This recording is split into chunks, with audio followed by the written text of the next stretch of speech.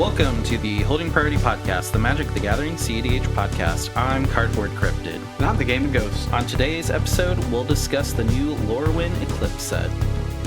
It's a pretty cool set. I'm glad that it's in Universe. Yep, one of the few ones that we're getting this year. And we both got excited because there was a Jim Henson puppet commercial for it. Yeah, they all look like, is it the Kelflings? From the Dark Crystal kind of look? Yeah. I mean, the 40th anniversary of Labyrinth is this year. And like the moment that I saw it, I was just like, it's Labyrinth all over. Yeah, shows how old we are. But it's they really have like good. A little short with them doing a podcast as well, like those creatures. Yeah, I haven't watched that. I saw it on YouTube right before we were doing this, and I was just like, oh, that's cool. Yeah, the initial like video that was kind of showing it all was really cool. I liked it. Yeah, they knocked it out of the park on this one, but I mean, it was Lorwyn, so they kind of had to. Yeah. We'll be reviewing the cards, but before we get into it, let's go into the shuffle up. It was on time this time. We're professionals. Yep. We got a lot of comments on our last episode building a CDH deck. Got a lot of good feedback on that one. If you skipped it, maybe don't. But one of the comments, I think you guys cover a lot of skill stuff, and that's what separates you from other CDH channels. But I really like hearing your takes on cards for each set. Thank you. We also had new intro music on that one. Thanks again, Kyle. Love the new intro music. And then we have another comment. Great episode. I like when you guys discuss the different criteria to consider when building a commander, like thinking about what turn you can win by and how each card contributes to that. Balin CDH, here I come. Ooh, I miss Balin. I went 0-10 in a weekend with Balin, but I miss Balin. It looked fun. I never played it, but it did look fun. It was fun. I mean, is it more fun to win? Arguably, but I mean, there's so much has come out since I tried it out. Like, I think it deserves another pass. Transitioning from that, we did do some theory crafting for Balin in the Discord. If you are a fan of CDH, fan of the podcast, or fan of us, we do have a Discord. We're at like almost 40 members now, which is cool. We're kind of running out of the first 50, which is awesome. There's been a lot of discussions. I mean, there's more people now, so we're in it quite a bit. But if you guys like that, we do have it on our link tree. And then just a reminder, this is a card review podcast. We will have a visual component on YouTube. So if you're somebody that likes to see the card as we talk about it, YouTube is the place. It will be audio friendly. A lot of you guys have said that you listen to it audio wise while you're at work or just on your way to work through podcast. We try to do our best to make a audio friendly version. I hear we succeed, but just keep in mind, we are going to change it up a little bit. The way that we're going to do these reviews from now, maybe forward. I don't know. We're just kind of trying it out. We'd love some feedback in the comments. We're going to do the main CDH cards from the set, and it'll be both sets whenever there's a commander set. Lorwyn only showed us about 20 new commander cards, and out of those, most of them were like 5 CMC elementals or higher, which kind of not CDH-ish. Kind of cuts it down a little. Yeah, so we only had, I think, 5 cards from that set, so we combined it in a super episode so we can do more skill-related stuff. Again, if you like less set reviews and more skill stuff, please let us know in the Discord or in the comment section.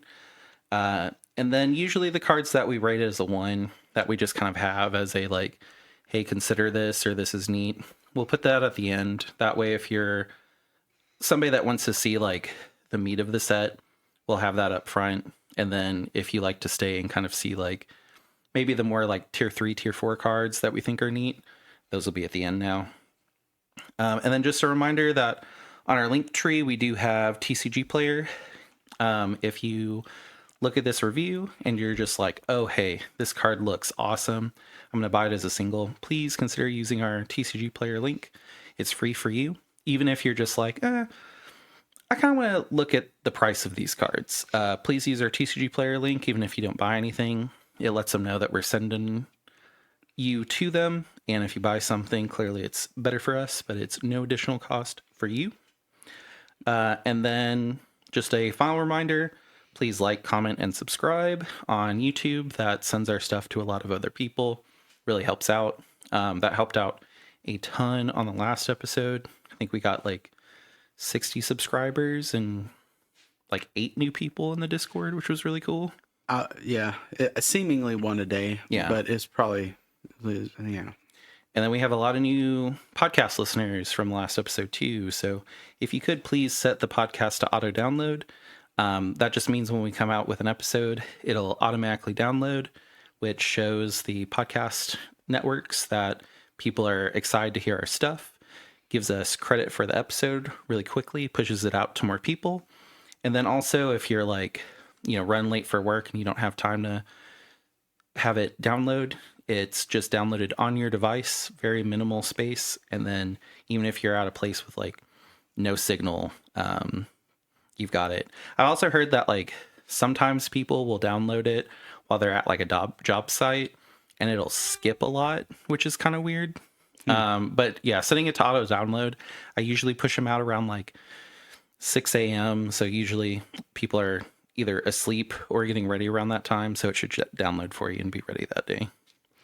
All right, that is enough plugging ourselves. Let's talk about the cards. So just as a reminder, we do have a rating system. It's 1 to 5, only whole numbers. 1 is, I just think it's neat, which hopefully all those will be at the end, but maybe some will slip through. 2, put it aside for later. That just means like you're probably not putting in a deck, but it has potential. So, let's put it aside. That way you have easy access for it. 3 is might see some play. So like you might want to put it in your deck. 4 is like, this will definitely go in a deck, which a lot of these are going to be tie-am cards from this set because they do -1/-1 counters. So we might be giving out quite a few 4s. 5 is this is a strong add in any color deck the card can be run in. There's a definite 5 in this set. Not going to spoil it, but and then we do have a Force of Will, 1 per review. Either mark the card as the best in the set or overturn someone else's rating. So if I think it's 5, Ghost thinks it's a 2, I could just be like, you know what, I'm going to use my Force of Will. It's a 5. We haven't had to do that yet. I'm pretty sure we will both want to use our Force of Will on a single card, and we might, because it's that good. Yeah. Unfortunately, when you know somebody for a very long time, our ideas are fairly similar. We don't really fight a whole lot on specifics. Yeah, unless it's what deck is better, Rocco or Kinnan? And then it's Kennen. It's easy. It is Kinnan. I play a bad deck. No, Rocco is really fast. Yeah. All right, let's start on the card reviews. So first one is a double-sided card, which I love these. No, they're kind of hard to review. So Eridu, Carrier of the Dawn, legendary creature, elemental god, 3 generic white, flying lifelink. Creature spells you cast have Convoke. At the beginning of your first main phase, you may pay black. If you do transform Eridu, it's a 5/5. On the other side, Isalu, Carrier of Twilight, flying lifelink. Each other non-token creature you control has Persist. At the beginning of your first main phase, you may pay white. If you do transform Isalu. We know Persist is broken. Just the fact that all of your creatures can basically be sacrificed twice is very relevant.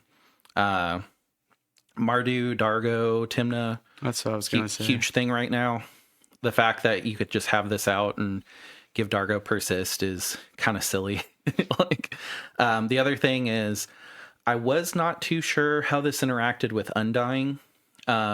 So it works how you think it would, but the ruling is a little strange. So I thought I would bring it up. So if something has persist and undying, if it dies with no counters on it, you decide which counter to put on it, which probably will be the +1/+1. Then when it dies, persist and undying trigger. Undying sees that it had a +1/+1 counter and then does not happen. But because it didn't have a -1/-1 counter, it comes back with persist. And then when you sack it again, the triggers go on the stack. It will see that there's a -1/-1 counter, so persist won't activate. But because persist didn't activate, undying will activate. And then you just infinitely cycle between those two. Infinite cycle of... That's kind of nasty. Yeah. I mean, it's silly. It's also a legendary creature, so, you know, you can do kind of silly things with that. Usually in white-black, that's just going to be like Gray Merchant shenanigans, where you're just like, sack Gray Merchant, he comes back with a -1, sack Gray Merchant, he comes back with a +1, sack Gray Merchant. I don't think that this will be a CDH commander just because it's 5 and you have to wait a turn to flip it. I don't really know if it's going to be a CDH card at 5 because you pay 5 and then you have to flip it. Both sides are good. I mean, creature spells having Convoke is really good. That's my thought. Is this going in Timna Dargo? Because I don't think this is a blue farm card. No. But Timna Dargo, maybe. I think it's a little bit too slow for Timna Dargo. I think this is probably a 2 if I had to give it a rating. Like, it has potential. I mean, the fact that when it flips, anything with Undying is just infinitely available. You could just sit there and be like, all right, well, Goblin Bombardment, poop, dead, everybody, cool. Yeah. I mean, also just imagine giving Deadpool persist in like silly. I don't know if this would really see any other play outside of Mardu, and it seems like Mardu is like a really fast deck. 5 is really hard to justify in CDH, but I think we can safely give this a 2. Maybe justify a 3, but I think 2 is where it's at. I was thinking more 3, but I agree 2 makes sense. If it was a 4 cost, I agree. That immediately gave stuff persist, definite 3. I think because it's a 5, and like, yeah, it's relevant that creature spells have Convoke, but like, if you're spending 5 mana, you should be winning. Are you really casting more creatures that turn in that color combination? Should be winning, I think. Yeah. But so 2. Yeah, I think I can only give it a 2. It's cool, you know. And then, like, you know, always our comment of if you see this card and you're like at the screen, like, or screaming at the screen where you're like, hey, you guys are missing this like crazy interaction. I know that like Lotho decks have been a thing and they kind of work on like infinite recursions. If we're missing something, just, you know, let us know. But I think I'm going to have to just give this a 2. I agree with it 2. I think put it aside and see, because this is part of an engine. I wouldn't say it's a full engine. I'd say it's a pretty good piece to an engine. Yeah, and that is a 2 for Eridu, Carrier of Dawn. See, I didn't forget about you, you podcast listeners. I said the name of the card at the end. Kinscare Sentry, 1 generic and a white creature, Kithkin Soldier, first strike lifelink. Whenever this creature attacks, you may put a creature card with mana value X or less from your hand onto the battlefield tapped and attacking, where X is the number of attacking creatures you control. Silly. Yeah. Like, I don't really necessarily think that... I've seen a lot of people say that this is a blue farm card. I don't really think you want to drop your stuff tapped and attacking for free. The problem with blue farm right now is it's hard to get through. Well, not only that, but they've given up the Timna way. I mean, Timna's okay to use, but most of them go for quick, you know, draws and more turbo line. Yeah. and I don't see this being turbo line. Oh man, first strike lifelink though is like such a good attacker. Oh, I agree. I prefer Timna centric blue farm with Delney and things of that nature. Yeah. But that's just not where it's at right now. I wish this was a warrior instead of a soldier because it would be like really good in a Gila. Gila card, yeah. Yeah. I'm not too sure where this goes. I mean, obviously, fan favorite, it's a Winota card, but Winota has just completely fallen out of CDH. Like it's there, people that like it will run it, and I think it's such a cool deck, but stacks in general is just not working. Like, how do you stacks out a cradle combo deck? Like you can't. Not easily. There's unfortunately nothing that says nothing playable that says if a land would leave the battlefield, it doesn't come back, or something. Yeah. I don't know. I think this is a 2. I want to rate it higher, but yeah, I'm more 2 than the first card here, and maybe we're missing something. Well, what do you think about Dog Thras? Because Dog Thras could just drop Cloud of Fairies, not have to worry about it being countered, and then for free you get to untap 2 lands during attacks. Cloud of Fairies has flying, so it's pretty evasive. Pretty sticky. You'd also drop an E-Witness for the ETB. I don't know. It's good. Yeah. Let's say 3, because there is some cool plays with it, but it's hard because it doesn't have haste, so it's put onto the battlefield. Wait a turn. Next turn goes for it. I mean, a first strike lifelink blocker is pretty good for 2. Like it is slow. It is very slow. The problem is turn 2 plays are need to be really beneficial. So if this is a really good piece for your turn 2, then you're for sure going to turn 3. Yeah, I mean, best case, you drop Ragavan turn 1, drop this turn 2. You're able to swing with both on turn 3, and you get a free 2 drop, which is Thassa's Oracle. And could be, yeah. I don't know. I'll give it a 3. I think maybe Timna and then the flying pirate Malcolm would like it a lot. I'll give it 3. I'll give it 3. I agree. I want to give it 3. I'm trying to justify 3.5. So that is a 3 for Kinscare Sentry.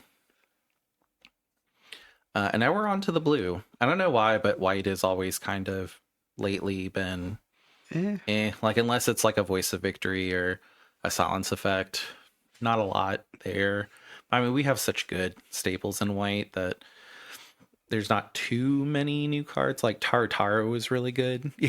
Yeah. Like every set can't have a Smothering Tithe, but this is Glamour Gifter, 1 generic blue creature fairy wizard.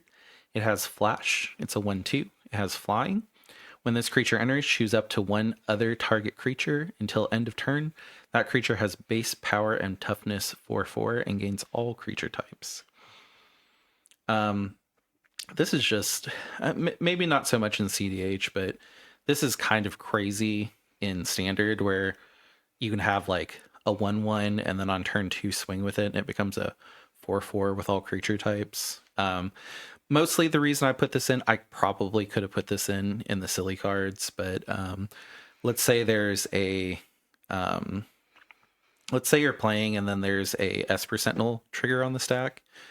With the Esper Sentinel trigger on the stack, you can bring in Glamour Gifter, and then you'll be like, do you pay the 4? Another thing is it also turns it into all creature types, so typal decks in CDH, which really Malcolm is kind of the only thing, will get an attacker in that they normally wouldn't have. And then on top of it, just, if you swing and somebody blocks and then you turn into a 4/4, I mean, that's a pretty good removal. Yeah. Do you think that this is a Yuriko card? Or is it? No, I mean, we have a commander in this set coming up that whenever I put some cards in, I kind of thought about that one. So I think it'll make a little bit more sense when we get into the multicolor. But I think for 2, this effect is really good.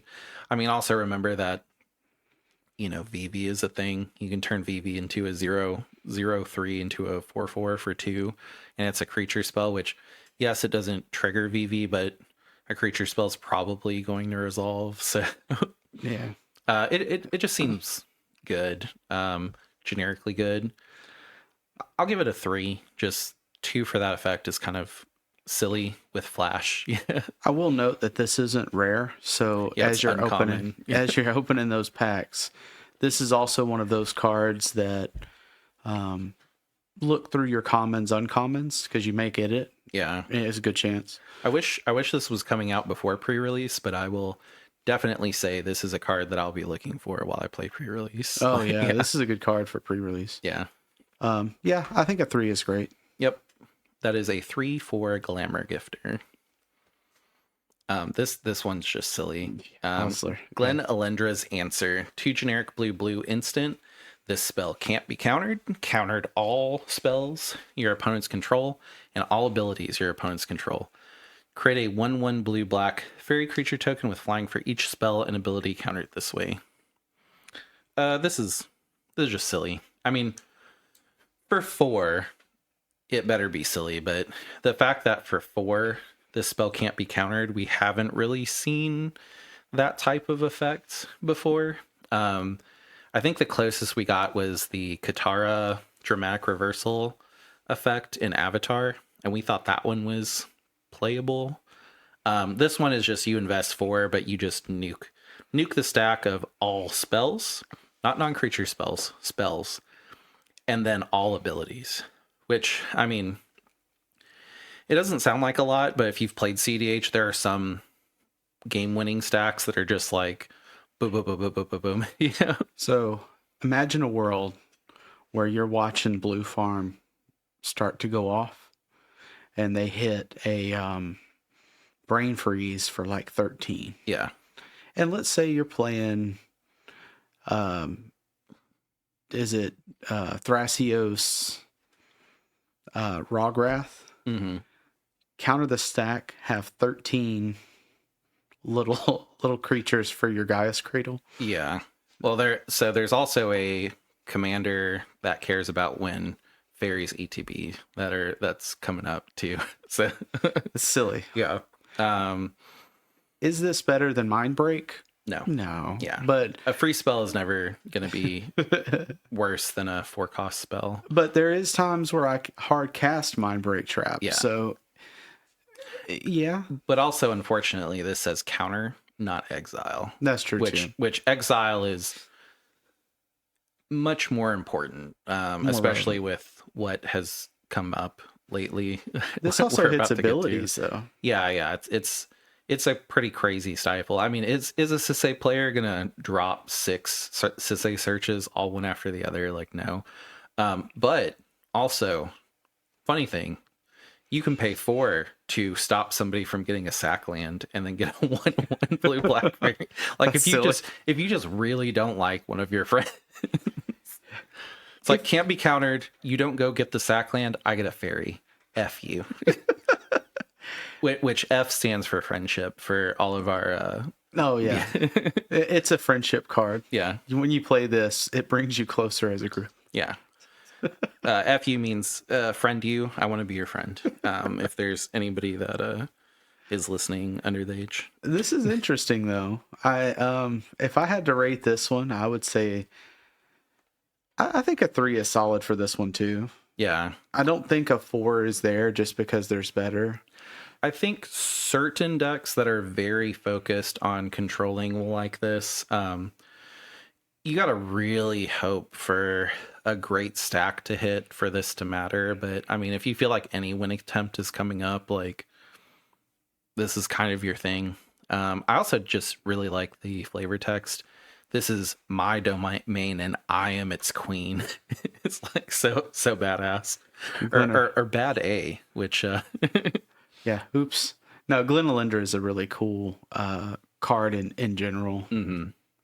As far as it's probably one of my top fairy cards because I played it a lot in Kennen Yeah, back in the day. and there's was it Peach Moko has a art of it that's just beautiful. So, yep.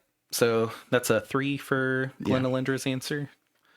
Yeah, it's cool. It's one of those cards where I'm like, man, I feel like we're just kind of rushing through it. But I mean, like, what else do you say about a 4-cost counterspell that nukes the stack? This one, I could understand if someone rated this low, but it's Omni Changeling, so it's 3 blue. So you what's that blue black deck that returns even cost creatures? Gerudo. Yeah, Gerudo can't run this, so sorry guys. Yeah. Creature, shapeshifter, changeling. This card is every creature type. Convoke. Your creatures can help you cast the spell. Each creature you tap while casting this spell pays for 1 or 1 mana value of that creature's color. You may have this creature enter as a copy of any creature on the battlefield, except it has changeling.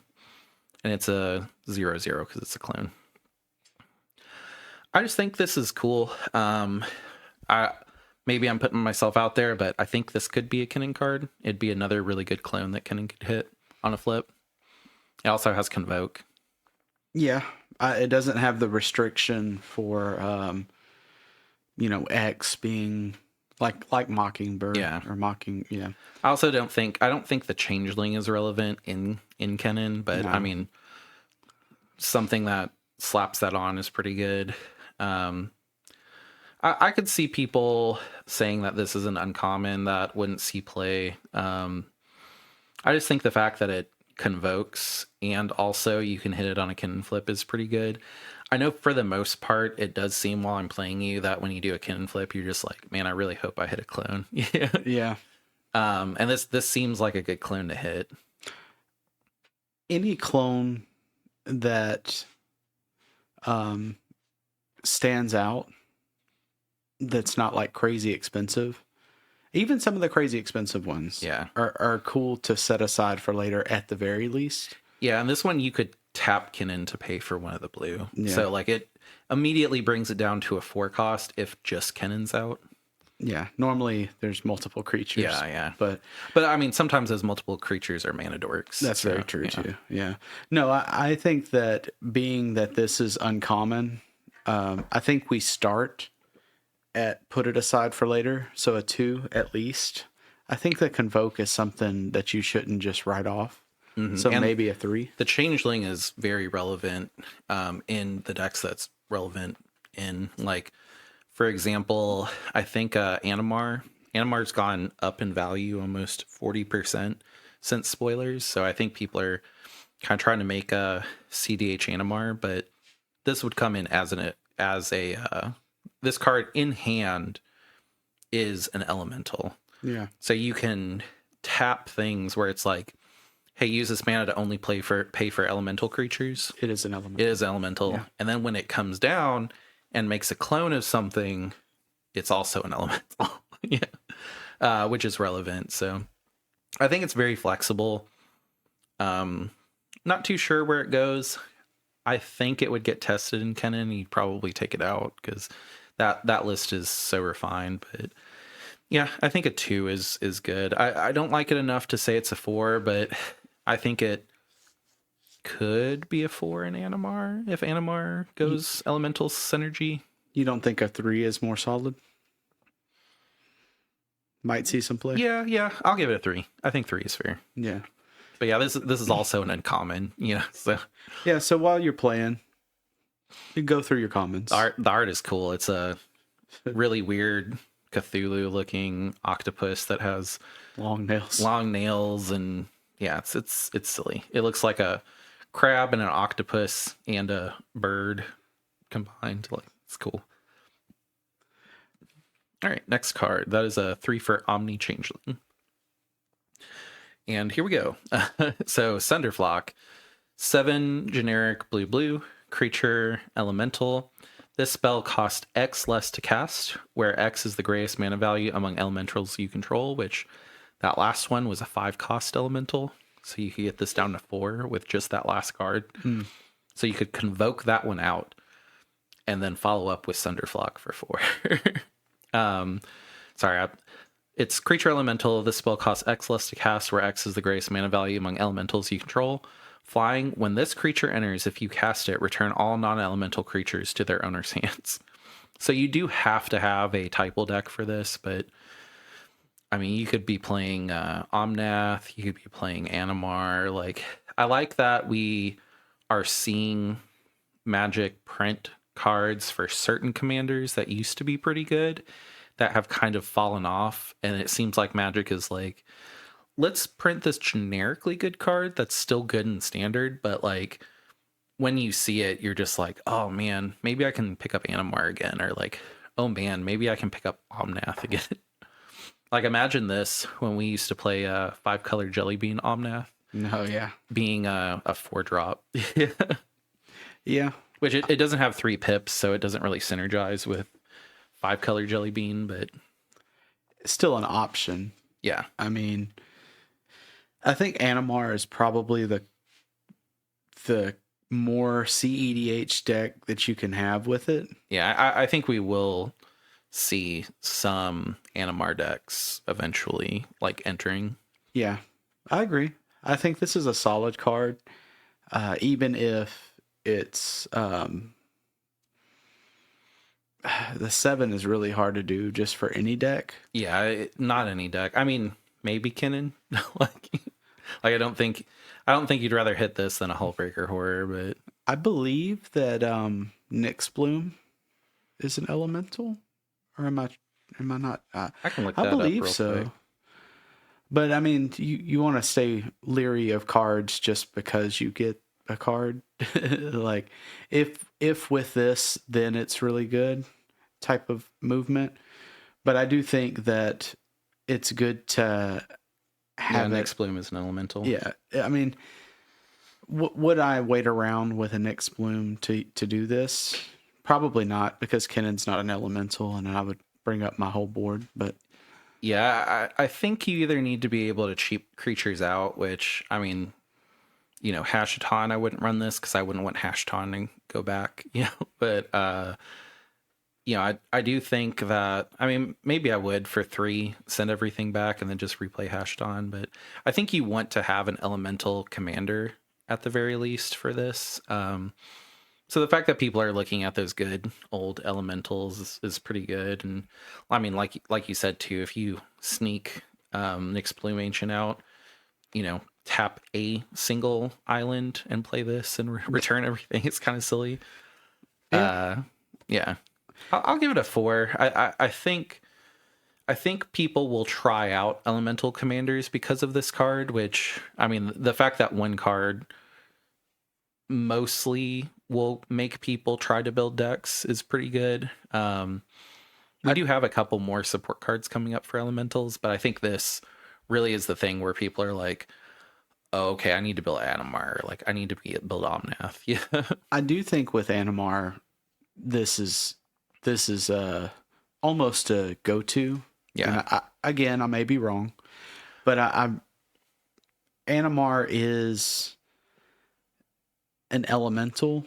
So yeah. So Animar discounts it by 3, and then every time you play a creature, Animar gets a 1/1 counter, which will discount it more. So, like, let's say Animar has 2 1/1 counters on him, it'll discount Sunderflock by 5. Well, this is just the mana value. That's what I'm saying is, like, it'll discount it by 5.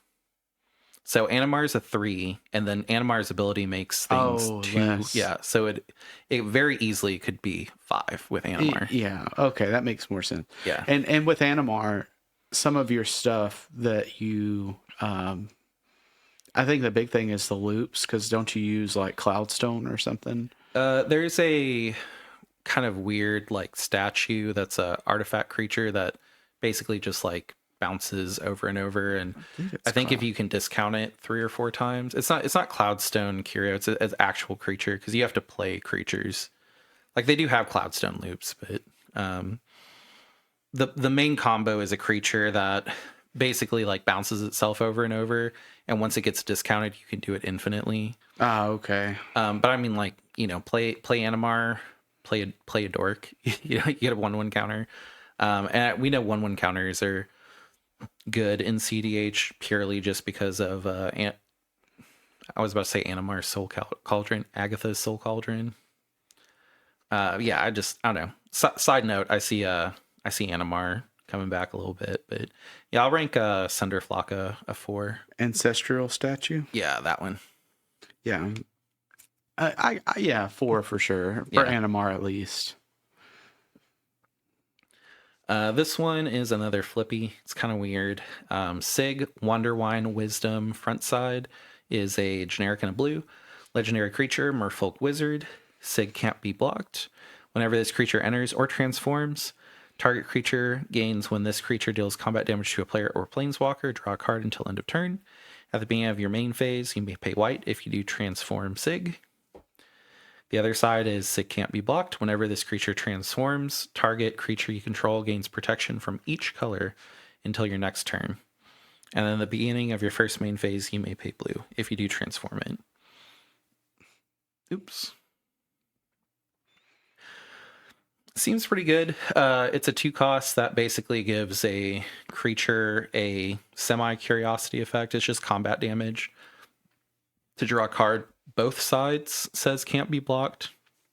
So if you're playing a deck that needs to get in, it's a 2/2 that can't be blocked for 2. That continually either gives everything protection from a color or lets you draw a card when something hits. Yeah. And it's also target creature, so it can be itself. That's cool. Yeah. But I mean, whenever you have protection from all colors, guess what? You're also unblockable. Yeah. Except for like artifact creatures, like colorless creatures. I don't know if this is a blue farm card. I think the 2 slot is a little heavy in that deck. I don't really think, like you said, they're not going Tymna Synergy. I don't really know where this goes. Old school blue farm would like it, but I mean, we're not really seeing that play style as much anymore. I think I would give this a 2 if I pulled it. It has potential. I just don't know where that potential is in CDH. I would also agree a 2 is fine. The cool thing about CEDH is some cards could come out or some lists could come out to where now the meta has changed. We've seen it do it quite a few times in the last year. And that's always a possibility. So building up your reservoir of possible options is always good. Yeah, I wish that this was a hybrid mana, because if it was one in a hybrid Azorius, I think Sisay would want to play it just because they play Spider-Woman right now. Yeah. And this is maybe better than Spider-Woman because it gives protection from all colors on the other side. I don't think so. And this is my hot take on it. Spider-Woman is both. This would only be one. Well, that's what I was saying. If it was an Azorius. Oh, yes. Yeah, I'm sorry. Yeah. I spaced out. I was like, no. Yeah, if this was a hybrid mana, I think it'd be a lot more playable in Sisay, but... Oh, for sure. I would play this over. Yeah, where this goes right now, I don't know, but, I mean, it's cool. It's strong. That is a 2 for Sig Wonderwine Wisdom. Another blue card. It's a fairy. Unwelcome Sprite, 1 generic and a blue. Creature, fairy rogue. Flying. When you cast a spell during an opponent's turn, surveil 2. It's a 2/1. Maybe Glarb. I know Glarb really likes to control the board. They like to surveil. Yeah. Yeah. I mean, I think that if you're one of those rare decks that runs counterbalance, this could give you a little bit better play on it. Yeah. Because you could surveil and then you have 2 possible options to counter said spell. Is counterbalance great? That's arguable. I see more people lose with counterbalance out than I see with counterbalance winning. I feel like it diddles. I feel like it ties really well. Yeah. But yeah. What was that? And we built it right when we started playing CDH. The blue-black fairy that kind of soloed a tournament. Not Una, but it's the fairy that whenever you cast a spell, you look at the top 2 cards, draw a card, and then you send one to the grave, or you put a card from your hand and it had flash. I can see it. Yeah. It's riding like a beetle or something. Yeah, Talion came out, and then we were like, nah, Yeah, Talion. no, it was better. I was running Talion in it. I can't think of it. I had it built out though. I always want to say Una, and it's not Una. No, I don't think it's Una. I want to say M, something with an M, but Nimrus, Una's Trickster. I was close. So I have heard people say that they're gonna try out Nimrus again, with a set. I don't know. So Nimrus, it's a 5-cost flash flying. Whenever you cast your first spell during each opponent's turn, look at the top 2 cards of your library, put one of them into your hand and the other into your graveyard. It's a 1/6. This is a 2-cost 2/1 that surveils 2. You don't technically get the card into your hand, but if you're going to control the board, you can just be like, what do I need? Nope, that's not it. That's not it. Okay, that's not it. That's not it. Oh, cool. Thos is on top. Great. I'm done surveilling. Yeah. I believe the main viable win con in Dimir though is Thassa. Yeah. And there's some others, but they're not as good, and they're more obscure. Yeah. So would it be more synergy if I'm playing Nimrus? You're probably playing this card. Yeah. However, Nimrus isn't. I think it there. just misses. It's too expensive. Like back whenever Lotus Petal Mana Vault existed, like you could get it out in a meaningful way. I think it's too slow, but I also think Glarb would like this. So It's possible. It's also uncommon. So, yeah. I mean, and also, not to keep hyping it, but there's a fairy commander coming. I would say set this aside. Yeah. It's flying 2/1, so it gets through most times if it needs to swing. Also, let's say you cast some random little spell. This will also let you surveil. So yeah, and I mean, we know that Darcy Dragon Rage Channeler is a good card, and it's a red for a similar effect. Would a 2-cost 2/1 with flying be a blue Darcy? I don't know, but I'd find out. Like, very true. yeah. Also, all of the flash enablers are in blue, so maybe you just play on somebody else's turn if you get it. And they're also fairies. Yeah. The one. Yeah. Except for the otter. Yeah, yeah. He looks like a fairy. Yeah. Should be a fairy. Yeah. Unwelcome Sprite. That is a, what we said, 2 put aside. 2, yeah, for sure. Yeah. Which, I mean, uncommon, the fact that we're looking at uncommon and saying that it's a blue Darcy is kind of crazy, but that's where we're at. Next card is Dawn Hand Dissident. Single black creature elf warlock. Blight 1, which blight is put a -1/-1 counter on a creature you control. So Blight 1, surveil 1. Blight 2, exile target card from a graveyard. During your turn, you may cast creature spells from among cards you own exiled with this creature by removing 3 counters from among creatures you control in addition to paying their other costs.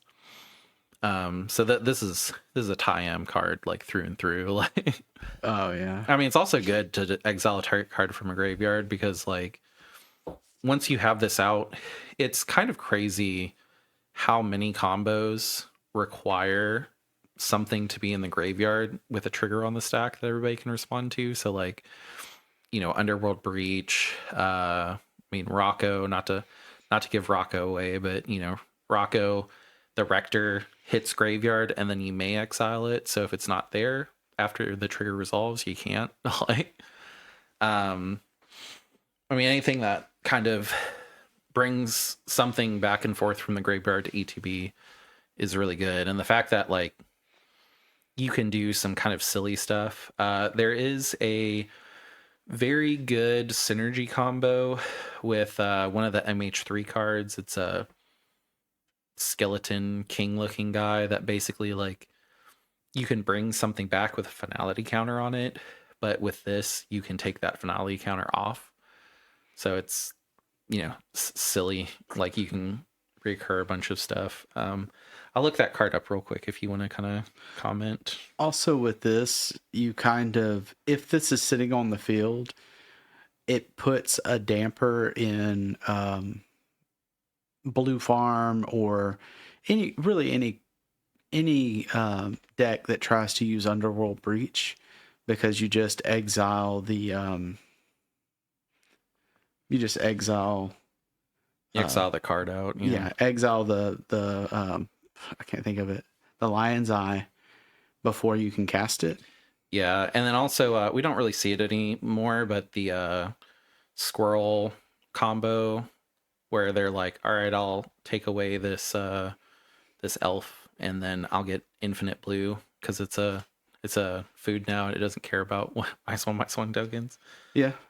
So this combos pretty well with Emperor Bones. So Emperor Bones is a 1 generic black from MH3 Skeleton Noble. At the beginning of combat on your turn, exile up to 1 target card from a graveyard. It has colorless black, adapt 2. Whenever one or more 1/1 counters are put on Emperor of Bones, put a creature card exile with Emperor Bones onto the battlefield under your control with a finality counter on it. It gains haste, sacrifice at the beginning of the next end step. So with this, you pay 2. Adapt is put 2 1/1 counters. And then you put an exiled card onto the battlefield with a finality counter on it. But during your turn, you may cast creature cards from among cards you own exiled with this creature by removing 3 counters. Those are the 3 counters you need. So for 2, and adapt says if it does not have 1/1 counters, you put 2 on. So it refreshes the adapt on Emperor of Bones, and then also lets you do the Dawn Hand Dissident stuff, which is kind of silly. I mean, it's nothing close to like an infinite, but it makes reanimate synergies a lot better in CDH, and I think Tyam already played Emperor of Bones on top of it, so it's just like, oh, okay, clearly this slots in. Yeah, I'll give it a 4 for that. Yeah, I think Tyam for sure likes this. Yeah, I mean, I want to say that you maybe take your Deathrite Shaman out and put this in, but I mean, Deathrite Shaman's so good that maybe you don't. Well, there's a lot of cards in Tyam that are there just for counters. Yeah. And this gives counters plus takes them away, which is kind of where you need to be at. Yeah. It is silly. Yeah, I'll give that a 4. That's a 4 for Dawn Hand Dissident. Requiting Hex. 1 black, instant. As an additional cost to cast the spell, you may blight 1. Destroy target creature with mana value 2 or less. If this spell's additional cost was paid, you gain 2 life. So this you can, for a black, just destroy something small like Badger Mole Cub, or, there's a lot of 2 or less creatures that are problematic in CDH. Voice of Victory, Grand Abolisher, something that's coming up. And if you want to, you can blight 1 and then get 2 life. Crick, this is a free spell in Crick because of that, because you can pay 2 life, destroy something, and then if the spell's additional cost was paid, you gain that 2 life right back. Not that Crick is like, tearing it up, but it's a possibility. I mean, one mana instant removal, it doesn't exile it, and it's conditional, but most of the things that you're like, oh, I need to remove this, are going to be 2 or less in CDH. It's an option. I don't think that this is like crazy. I would rate it a 2, but I mean, it's cool that it exists. I really like the art for it. Yeah.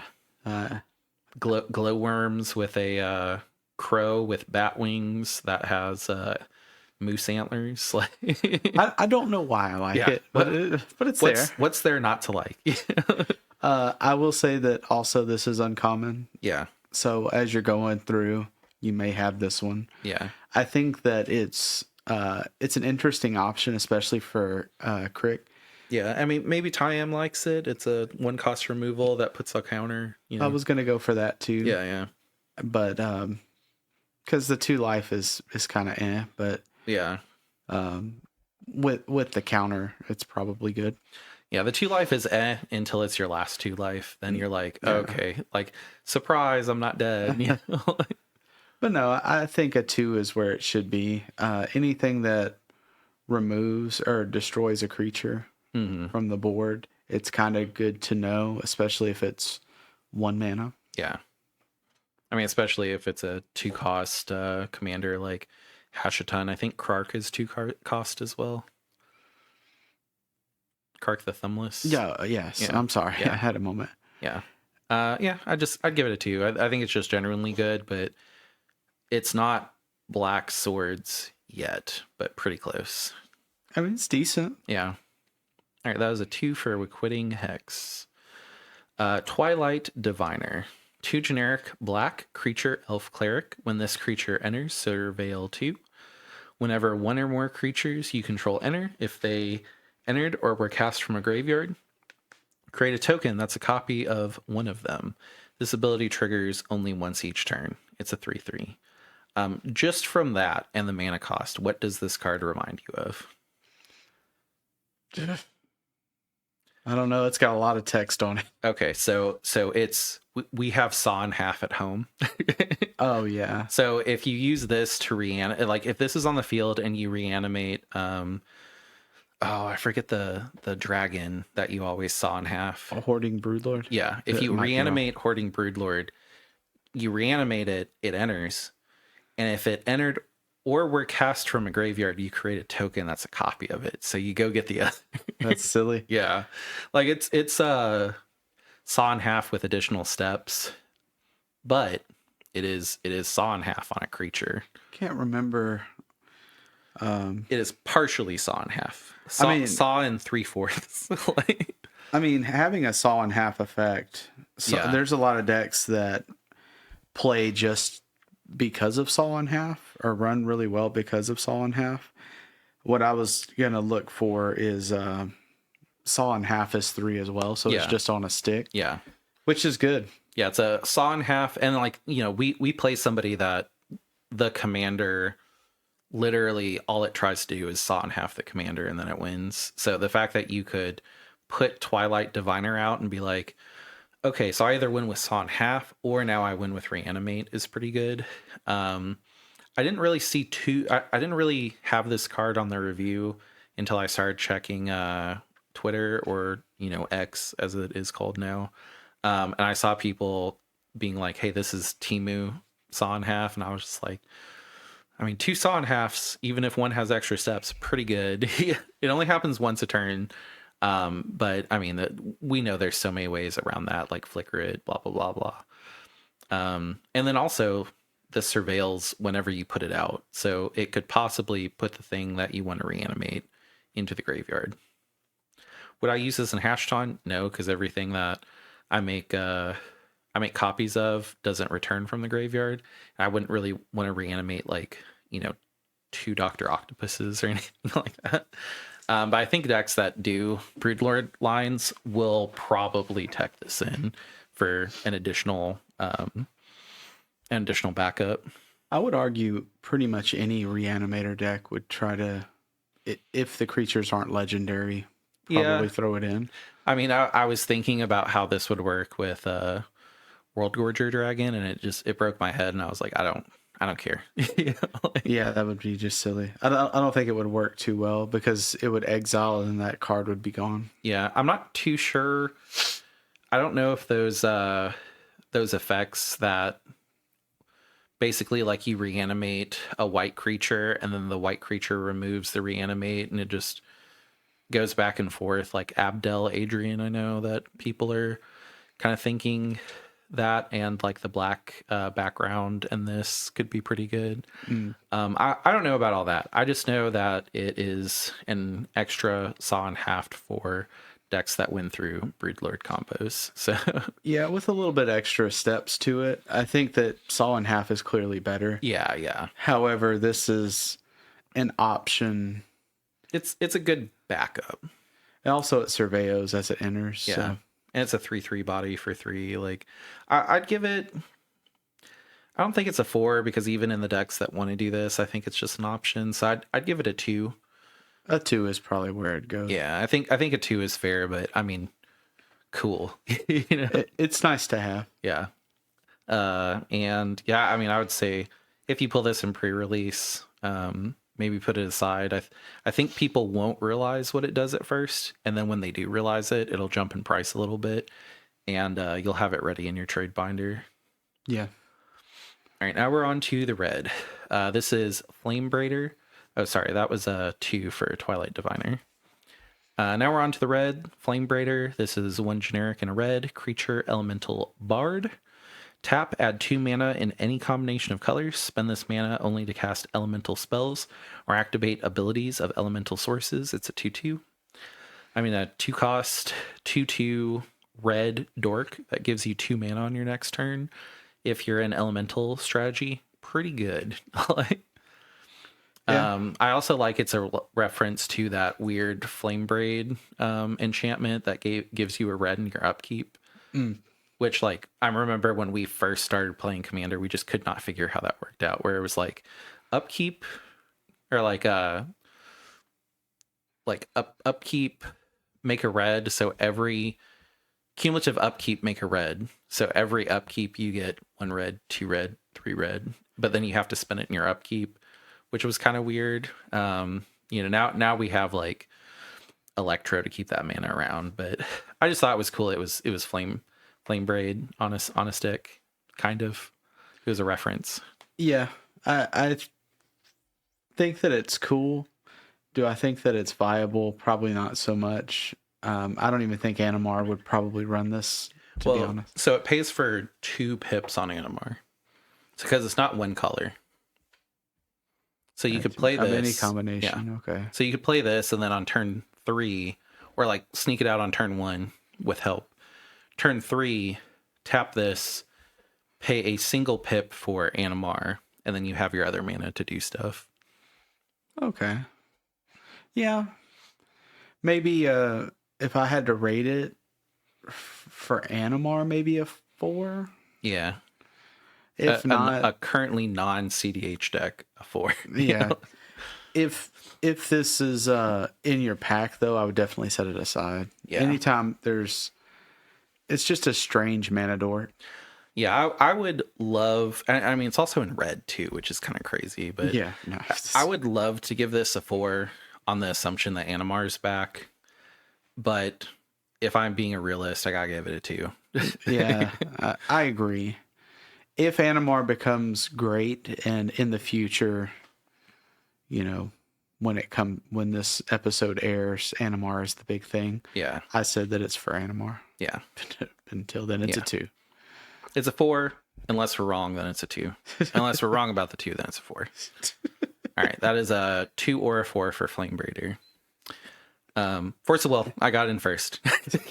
So yeah, I'm using my Force of Will on this. Hexing Squelcher, it's 1 generic and a red.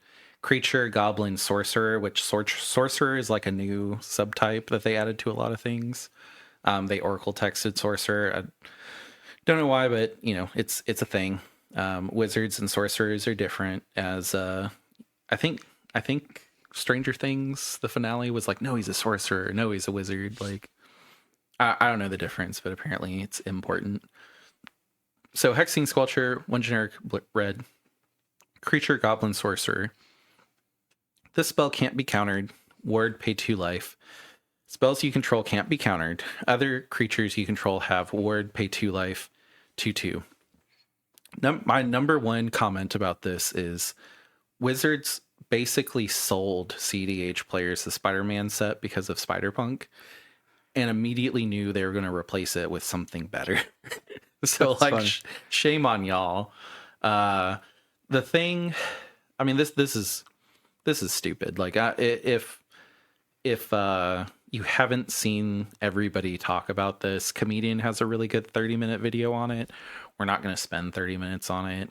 I'm probably going to slot this into Rocco just because it can't be countered. Spells I control can't be countered. So like whenever I do crop rotation or food chain, someone has to remove Hexing Squelcher and then try to counter my thing. So like it can give me a false sense of security. but that's 2 spells to stop my food chain. The other thing is other creatures you control have ward 2 or ward pay 2 life, which if I have this out and I have a bunch of dorks that can get pinged down by Bowmasters, Bowmasters is clearly going to still ping me down, but like they're going to pay 10 life, to do so. Silly. Which, I mean, good. Shame on them. It's just silly. Like, I think this causes some problems. I think the biggest comment, like, I think Comedian's video can be summed up in one statement, which this itself can't be countered. So you can't stop the next spell being uncounterable for the most part. The only thing that you can do is talk to the table and say, hey, who can swords this? And then someone swords it and then try to counter the spell that's on the stack after. But if somebody swords his Hexing Squelcher and you have a mental misstep, you cast the mental misstep. There is no more ability to save that swords. That swords is gone. You can't even misdirect it because you can't misdirect it to the same target. You can pray for a mind break trap, but then because mind break trap would do it. Well, yeah, but Hexing Squelcher is already on the stack. Yeah. So like the problem with this is you can't interact with it on the stack. On top of it, when it hits, if you try to swords it, and the person that's playing this is going to be in blue, which, I mean, Rogsai is probably playing this. So you try to swords it. Yeah, you try to swords it, and then, okay, well, I have a counter, so, nice. The other thing is, like, it's kind of weird that we have 2 creatures now that stop spells from being countered. Like, they're not silence effects, but, like, ultimately they are silence effects. So, like, Timna Dargo could just say, oh, I don't even want to run white anymore. I'd rather do Jund Dargo. And not really miss a bunch because you have 2 creatures that they're not silences, but they are silences now. And really the only thing you're missing is like the 1-cost instant silence, which is the weakest silence out of that package for your like own defense. So I see a lot of these decks that really are just in white to push their win through, maybe swapping away from white that are already red, maybe swapping away from white and going to another color like blue or green. Like the fact that red is fast and then also really resilient when they try to push a win is going to be a problem coming up. And it's going to become a problem because of 2 sets that were within like 3 months of each other. So in 3 months, red went from, oh, we're fast to, oh, we have 2 different semi-silence effects, which I would feel a lot better about this if the spell could be countered. Not that, not that CDH is really running a bunch of creature counters, but like you could spell snare this, which is being printed in Lorwyn, but the spell can't be countered, so it's just going to hit. It creates a problem. Do I think it's going to be banned? No, it's 1 card in the 99 that if they hit it, they hit it. I think it's ultimately just going to replace Defense Grid. Yes, I was going there. Yeah. That was exactly. I was thinking to myself, I think this is a direct swap for Defense Grid and Rogsai. I mean, Grixis in general. Just, yeah. I think it's direct swap. Like, you go from a non-creature spell that can be countered to a spell that can't be countered. With Blue Farm, particularly, I think that this is more castable than, say, your Grand Abolisher. Grand Abolisher, probably better in the grand scheme of things. Ooh. Yeah, go ahead. I disagree, but go. Maybe. The effect, maybe. However, this here, with a haste enabler, I don't think there's anything that can happen. You'll win before anything can resolve, if that makes sense. You mean a flash enabler? So, like, you cast this, it hits, if you already have, say, Well, so real quick, what do you mean haste enabler? not a flash, Okay, a flash. okay, I'm cool. sorry, Sorry, you lost me. a flash enabler. So I was gonna say if you have like the otter out, Yeah. there's nothing that can really happen I mean, if you have before the stack resolves. you have the fairy out, like, because the otter wouldn't let you drop Helsing Squelcher. You would have to drop the otter, but like, yeah, it's stupid. But in yeah. Blue Farm, there's an argument that Blue Farm. First off, don't ever listen to this, but there's going to be an argument to where like this is. I'm progressing my board state. This is going to give me a Timna hit like swing because let's say turn 2 you drop it. Like Yeah. So when you say Grand Abolisher is arguably better, I agree with you when we're thinking of only your turn.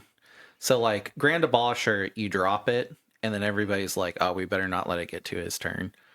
Hexing Squelcher, you just drop it, value drop it, and someone tries to win, and then you're like, Fierce Guardianship, and then they're like, counter. oh, well, I mean, I had 3 counters to back up my win, but spells you control can't be countered. It doesn't say on your turn. It just says can't be countered. So that's nasty. all of your counters for that turn rotation immediately stop whatever's happening. Like there's no argument. Like, I agree. I was small minded at the moment. Yeah. I was like, on my turn, I would kind of rather abilities not to be able to be activated. Yeah, and I will say, like, clearly on your turn, Grand Abolisher is best. But how many times have you dropped Grand Abolisher and just been like, genuinely, this is value? Like, of course, I would like to get to my turn, and I can do something like sequestered on my turn, but everybody turns on you. With Hexing Squelcher, you can at least be like, I'm dropping this for value. And then they'll be like, okay, well, let's try remove it. And then you can be like, I'm just going to tell you guys I have a Fierce Guardianship. Like, if you try to remove it, I don't care how many counter spells you have, I'm going to defend it. And then everybody's just like, oh, okay, well, if he has a Hexing Squelcher and I'm going to try to win, he has a Fierce Guardianship. So, like, I can't pact that to try to keep going. Like, he's just going to stop me. It's ultimately probably going to get back around to your turn if you have one. Like, it's stupid. Like, the only thing that you can really do to get around this is just be Rocco and be like, I'm not casting on creature spells. Do you have a Force of Will? Good. Yeah, I agree. And then the problem with Rocco is you can run this. Yeah. I'm thinking about running it purely because of the Bowmasters thing. I don't really think it's going to stop anybody from not blowing up my dorks. They'll just be like, it's worth the 10 life. Like, friend you.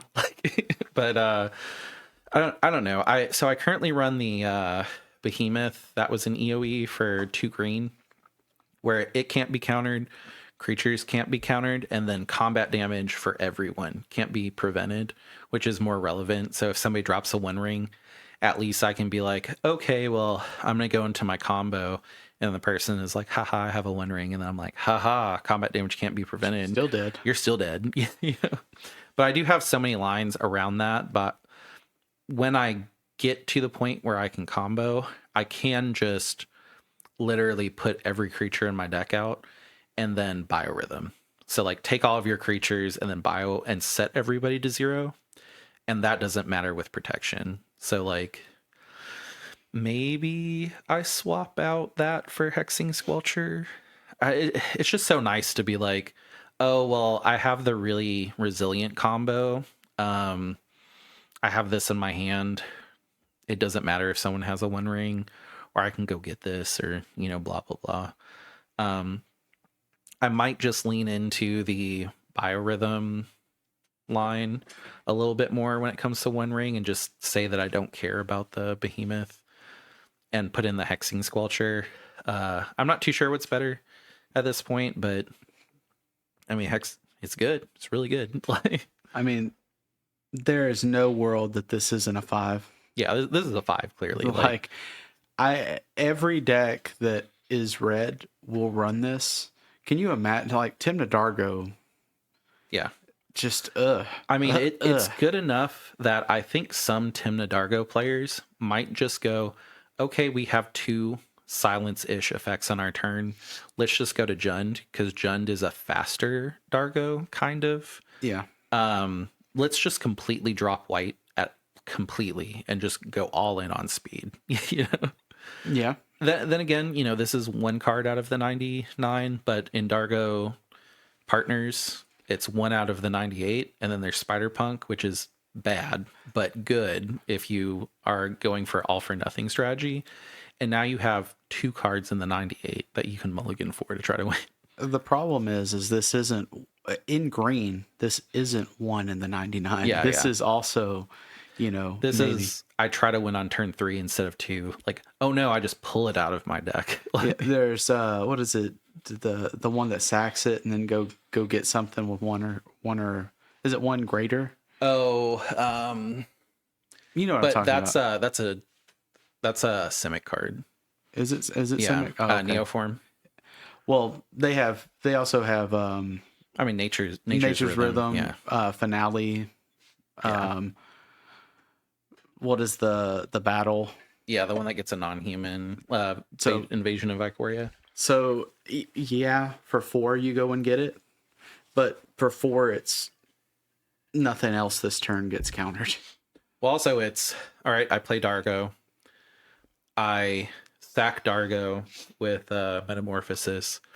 I get 7 green mana. I use 2 of it to go get Vexing Swelcher, or 4 of it to go get Vexing Swelcher. I'm left with 3. I pay a green, and then I tap something big to get to harmonize nature's rhythm. Go get something else I need. Yeah, it's silly. It's a 5. It's clearly a 5. I'm not gonna say it's gonna warp the format. I do think it is gonna make decks consider just straight up dropping white, which is big. Like maybe blue farm players go, oh, with this I can just play Roxai. I'm not playing blue farm anymore. I wonder if Rog Thras runs it. I would assume. Yeah, I'm gonna be honest. I don't really know how Rog Thras wins. I think a lot of Rog Thras is just I put so many Thrasios abilities on the stack with infinite mana that I have all of my counter spells and whatever I need. Like, are we good? I mean, I don't see them not running it. I think the ward, other creatures you control have pay 2 life, protects those really big boards, which is what Rog Thras does. I know Rog Thras doesn't like to run red mana. Yeah. So like, I don't know. Maybe they run a Taiga, because of this. But yeah, it's stupid. Like I don't think it's gonna get banned. I know a lot of people are just like, this is a problem. I think the thing that keeps it balanced is it's 1 in the 99. But I mean, if we see people drop white for green to pull this out, like, that it's 1 in the 99 that's that huge. you can just pull out. So yeah, I don't know. The only thing that I see is people moving away from white, which That's still huge, though. yeah, but huge. Like I don't see it being a problem where it's just like, oh well, every game is over, before the 80-minute timer. Which, I mean, if so good, like So good, if this jeez. fixes the tie problem, that kind of sucks that it's only available in red. But I mean, whatever. Yep. It's a 5 for Hexing Sculpture. Yeah. If you Hands guys want to hear really in-depth breakdown videos, like there's 30-minute ones out there. There's tons of threads. I think we kind of went over the most important parts and where I see this going. I'm gonna make the assertion we're gonna see Jund Dargo way more than we used to. I think that they forgot to put on your turn. Yeah, just the fact you can drop this and be like, well, I'm getting another turn. I have a fierce guardianship. Like, someone has to be the sacrificial person and just be like, hey, I'm going to go for something that he's going to have to fierce. I need you guys to promise that you're not going to win after I try, and that we remove it and keep up some counters for him, which, like, can you trust other people to do that in a tournament? Probably not. But Yeah. yeah, I'm gonna move off this one. I could sit here and talk about it forever, but yeah, it's Hexing Squelcher. Clearly, if you pick this up on a pre-release, keep it, put it in your deck, like make room for it. Like, slide cards out of your deck. yeah. I mean, our problem is, so we're gonna have a pre-release and then literally a tournament the next day. Oh, it's nasty. Which, I mean, that's just how it happens sometimes. So if I pull it, it's probably gonna go in my deck. All right. Next card. Meek Attack. I just thought this is not it's cool because it is still CDH worthy. So it's Sneak Attack, but for like tiny things. So Meek Attack is 2 generic and a red enchantment, 1 generic and a red. You may put a creature card with total power and toughness 5 or less from your hand onto the battlefield. That creature gains haste at the beginning of the next end step. Sacrifice that creature. It's a mythic. It's silly. You don't run this. You don't run this in place of Sneak Attack, because Sneak Attack is 3 generic and a red, and then you only have to pay a red to put a creature card. So using it on the same turn, it's the exact same thing. But like we saw that 5-cost clone, you pay 2 for a 0/0. That's a copy of whatever you want.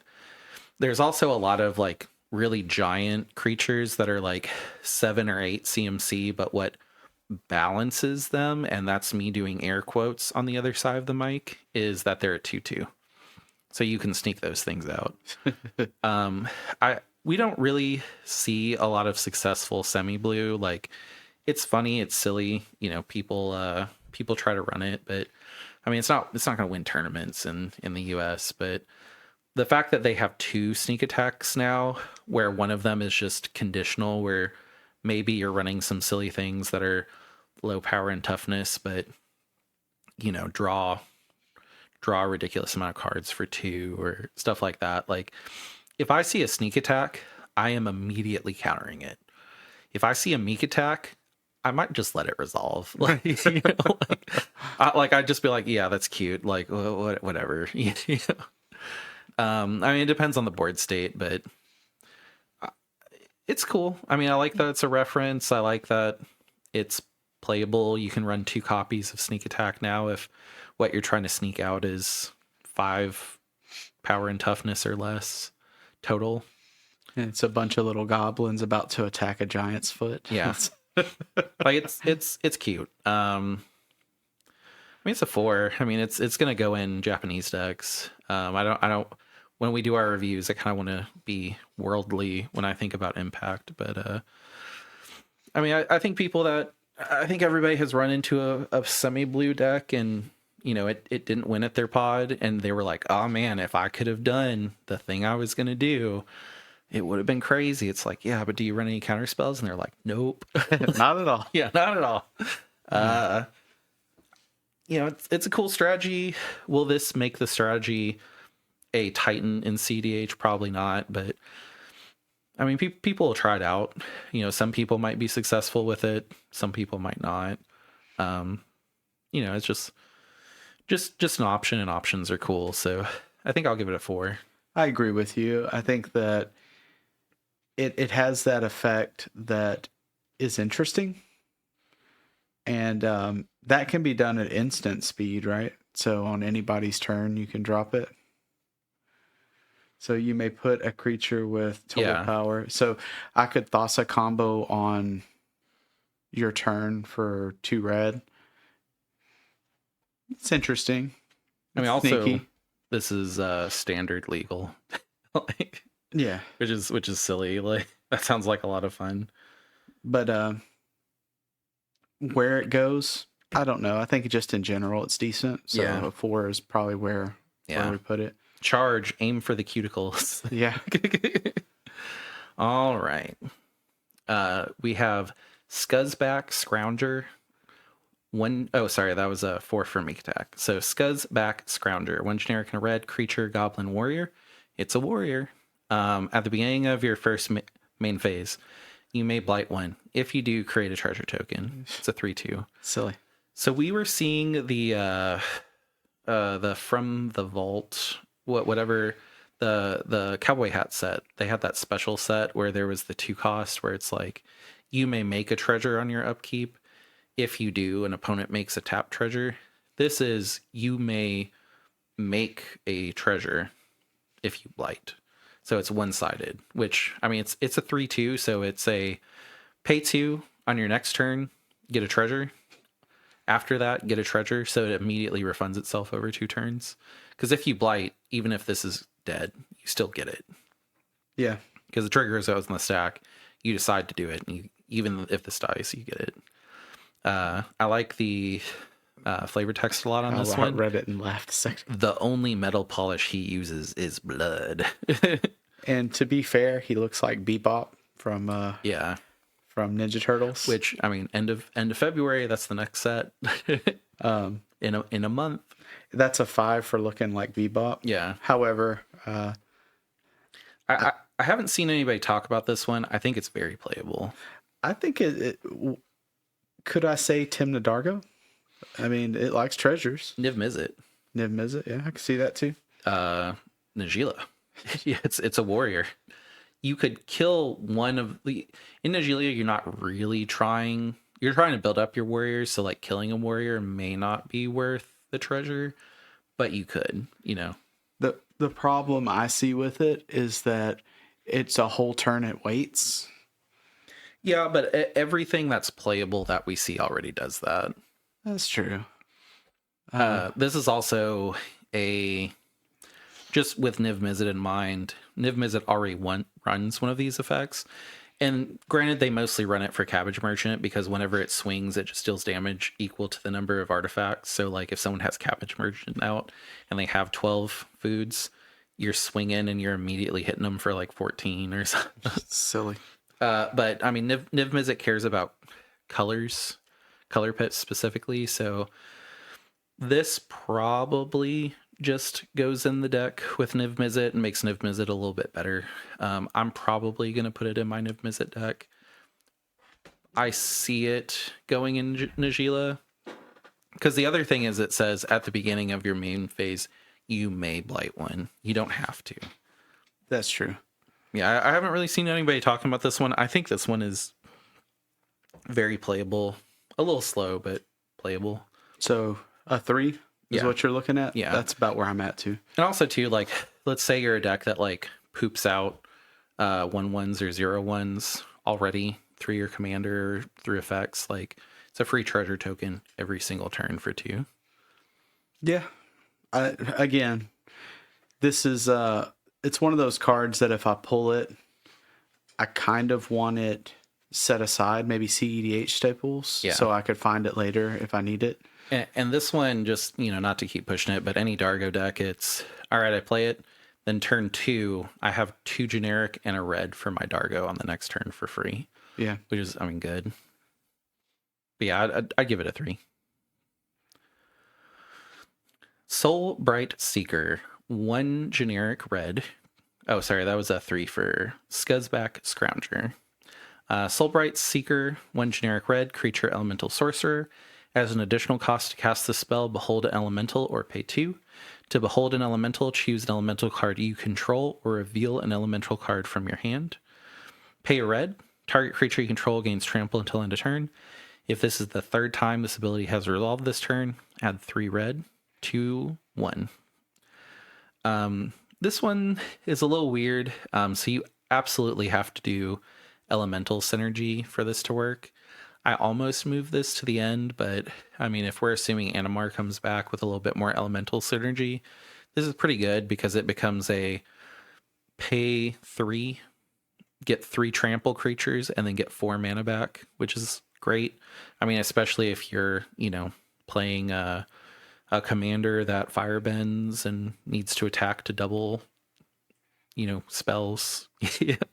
I don't really think you're ever paying 3 for this, so you absolutely have to behold the elemental for it to be CDH viable, which really limits the decks it can be in.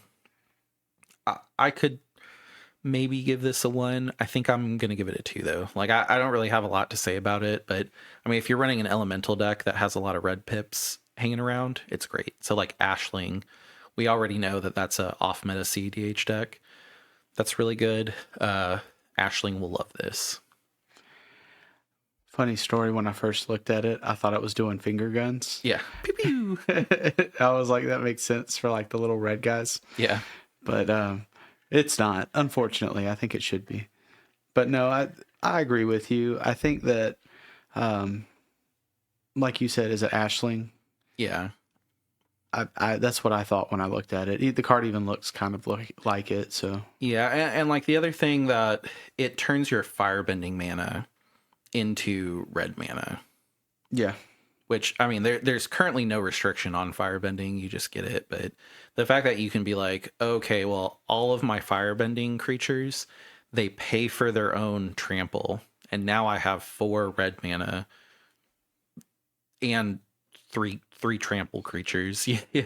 well, it adds an additional, so it's pretty much pay 3 for 4, right? Yeah. But also give 3 creatures trample. Oh, yeah. With, firebending is an attack trigger, so it does things. I ultimately have to say it's a 2 and probably not worth a lot of time, but I mean, two as well. Yeah. Also noted that this isn't rare, so yeah. you'll get it in a pack more than likely. Yeah, I think it'll be really fun in standard just to convert, firebending. Now we're to the green cards. Oh, I forget every time. 2 for Soulbright Seeker. Now we're in the green cards. Chomping Changeling, 2 generic and a green. Creature Shapeshifter, Changeling. This card is every creature type. When this creature enters, destroy up to 1 target artifact or enchantment. It's a 1/2. Side note, I talked to the artist directly about this card. I said this was a silly little guy, and he agreed. So this is a really cool artist. I also really like. I thought it was a squirrel with like Jim Henson flavor to it. Yeah, but I mean, cool it is a squirrel, and it's also an ox because it has hoofs. And like, does it? Yeah. Oh, I see. Yeah, okay. Yeah, that's not a third leg. I didn't even notice it. Well, it is the third leg, but not like the third leg. Yeah. Like some animals have. Yeah. Anyway, so CDH wise, this is Manglehorn, but stuff doesn't come in tapped. But it is a changeling. I might run it in Rocco because I do have that guy that makes all allies into mana dorks, like be an ally. Our arcane signets, because any color. I'm not sold on it yet, but I do think that with some of the stuff that's currently out, you could argue that this is a better Manglehorn, especially because the changeling. So it's an elf, it's a fairy. There's many commanders that care about that in the set, and it does destroy a Ristic Study on a creature, and it's an ETB, so you can flicker it and abuse it. It's a 2. I'd like to give it a 3 because I'm considering it, but even I'm just like, well, why would I just not play Manglehorn, which I don't have an answer yet. So Yeah. If it said Exile, definitely would be like the fact if I could exile the One Ring with this, there would be no comparison. It would be better than Manglehorn, but you can't, so I'm gonna give it a 2. But yep, I did talk to the artist about this card and called it a silly little guy, and he agreed, so it's a 5. I agree. I think put this aside. Anything that destroys artifacts and or enchantments, Yeah, is great on a creature. Yeah. You do have a Force of Will. I Not gonna. Okay. I'll move on. I do like the squirrel, and I was trying to get you to burn it, but before this card came up. But Formidable Speaker, 2 generic and a green creature, elf druid. When this creature enters, you may discard a card. If you do, search your library for a creature card, reveal it, put it into your hand, and then shuffle. 1 generic, tap, untap another target permanent, which is going to be Gaia's Cradle. It is a 2/4 for 3. It's one of the world champion cards. Very Mastermind was one. every champion card, I'm not going to say it's like CDH playable, but like, they're going to be powerful. This is really powerful. It's a 3-cost elf for 3 that immediately lets you discard a card, not a creature card, a card, and then go get any creature in your library and just put it to hand, which is silly.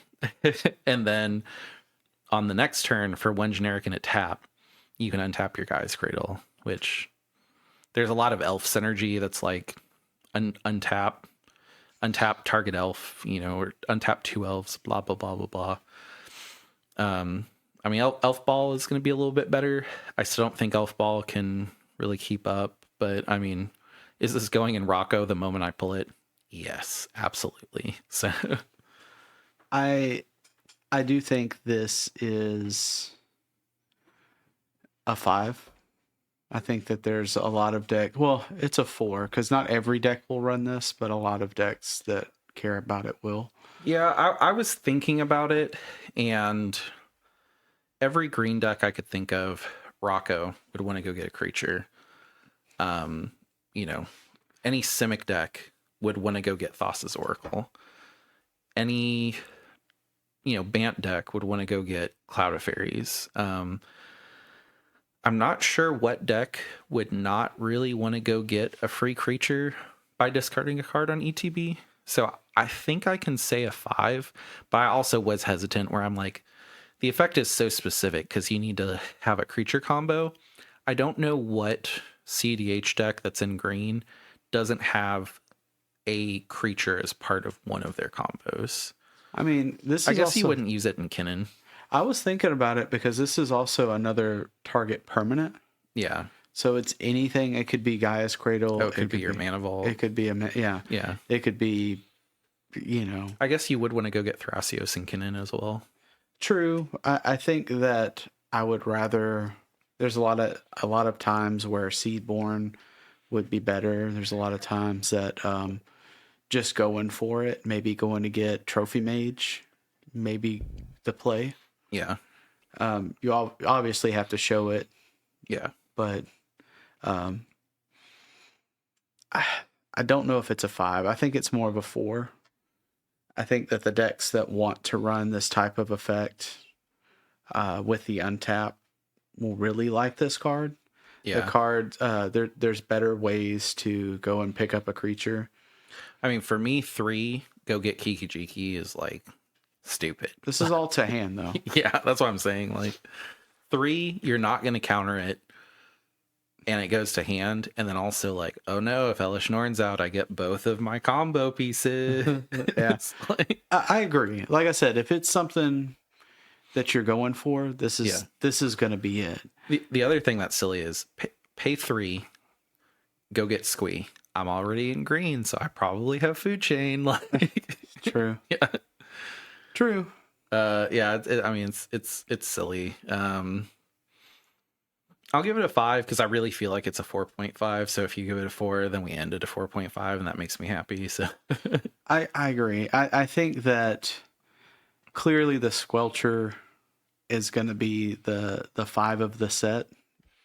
That's going to be the chase card. It's going to be the one that sees the most play in CDH, I believe. There is another card that is very specific for the deck.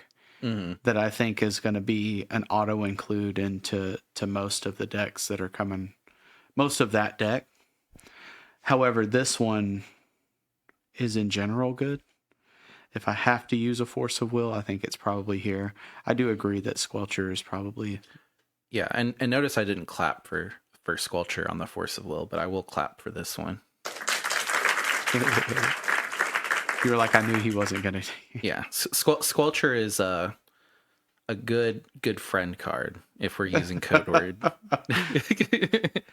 Yeah, but Formidable Speaker is really good. We got this spoiled a long time ago, so I think people kind of like lost steam for it because they're like, well, I saw that card 2 months ago, and it's like, oh, and then Vexing Squelcher came out and everybody was like, oh. But I think this one is really good too. I do believe that if this was 2 for a 2/2, oh yeah, I would be all over this. I'd be like, this is going in Kinnan. This is, for 3, I feel like for 3, I should be winning. Well, the fact that it's 3 also enables Vivian combos. It's true. It's So, great. so I would be winning. I mean, I'm thinking Kennen Yeah. style. Yeah, no, I'm just thinking formidable speaker, go and get Academy Rector, sack Academy Rector, go get Vivian, sack formidable speaker to do my combo is a way that I could win through Dranith. Like I said, the problem though is it goes to your hand. If it was to field, I'd be all about it. Zero problem for Rock. I agree. Yeah. I agree. For Kennen, it's a little harder. I play this. I have a Lion Side Diamond out. I sack it. My whole hand gets discarded. I get Arena Rector for 1 mana. I play it and sack it. Yeah. Yeah, I agree. I think this is good. Yeah, I mean, I'm very clearly biased towards it because of my deck, but yeah, it's really good. Mutable. Oh, sorry, 5 for formidable speaker. Mutable Explorer, 2 generic and a green, so that magical 3 cost. Creature Shapeshifter. It's a changeling. This card is every creature type. When this creature enters, create a tapped Mutavault token. It's a land with tap, add a colorless, and 1. This token becomes a 2/2 creature with all creature types until end of turn. It's still a land. It's a 1/1. A green creature that creates a land is a little silly. I really want to run this in Rocco, but I don't think that a 3 cost that just gives me an extra colorless every single turn for the rest of the game is enough. I am going to give this a 2, but I think it could be a 3. And there's just not a lot. Like, it feels weird not talking about this card for a long time because, like, it's silly, but at the end of the day, it's a 1/1 that poops out a land token. So, like, For 3. Well, yeah, what was there to say? Yeah. Yeah, I agree. I think 2 is probably where it's at. Is there a combo for it? I'm sure there is. Yeah. I mean, you always have the green-white combo of make Mutavault, pay 1, turn the land into an angel, put that counter on it with a book of whatever that stops you from losing the game, but you can only put it on an angel.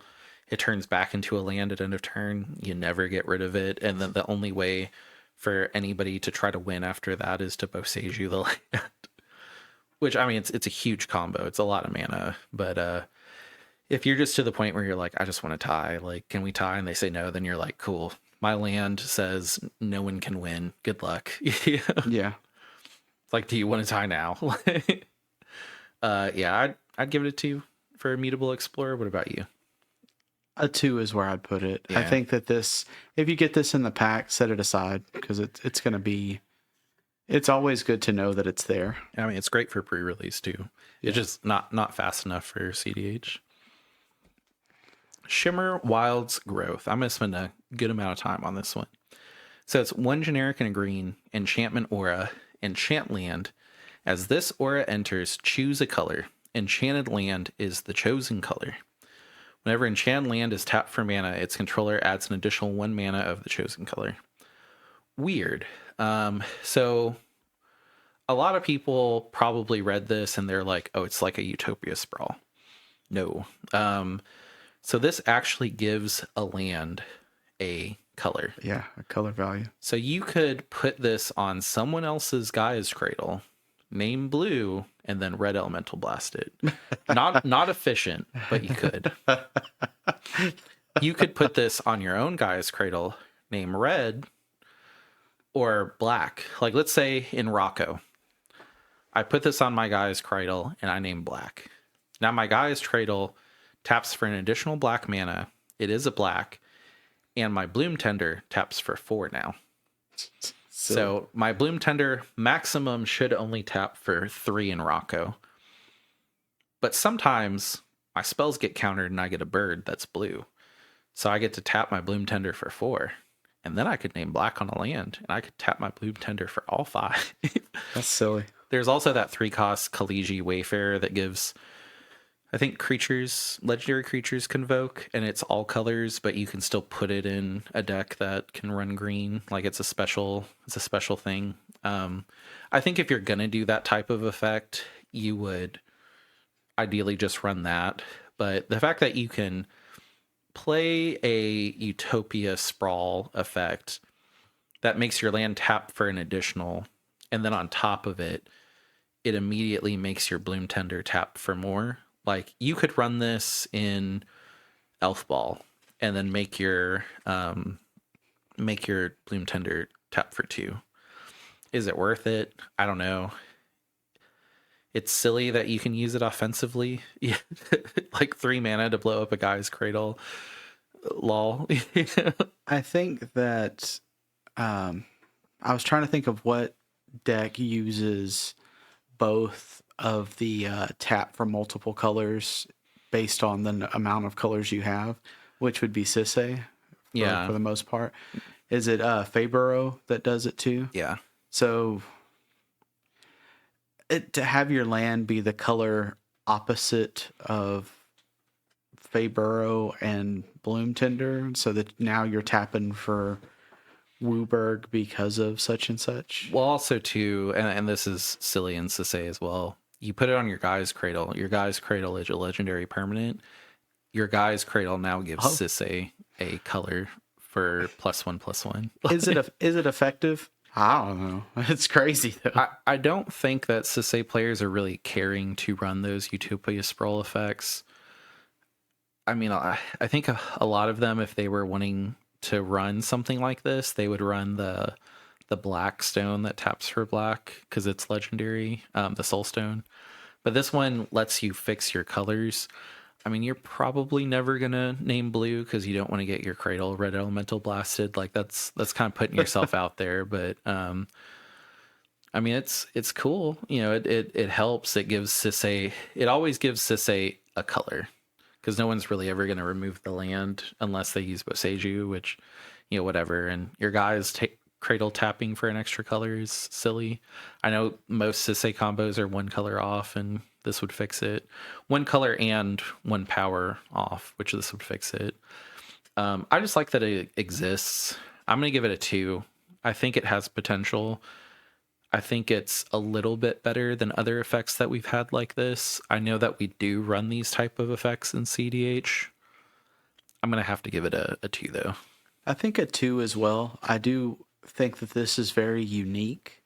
I don't think there's a whole lot of cards that give your lands colors. Yeah. And if there is some, they're not as playable. I think that this is very playable. I think that if you are running Utopia Sprawl, this could be a swap for it. Yeah. Which is interesting. And I will say, so this set, kind of the lore around it is some of the Strixhaven students got lost in Lorwyn. So I think this might be a sneak preview into some of the mechanics we're going to see in a Return to Strixhaven set, which I believe we will be having a Strixhaven set this year. I can't remember if Reality Fracture is hinting at it or we will have a full one. I think we're going to see Colors Matters coming up this year as an archetype.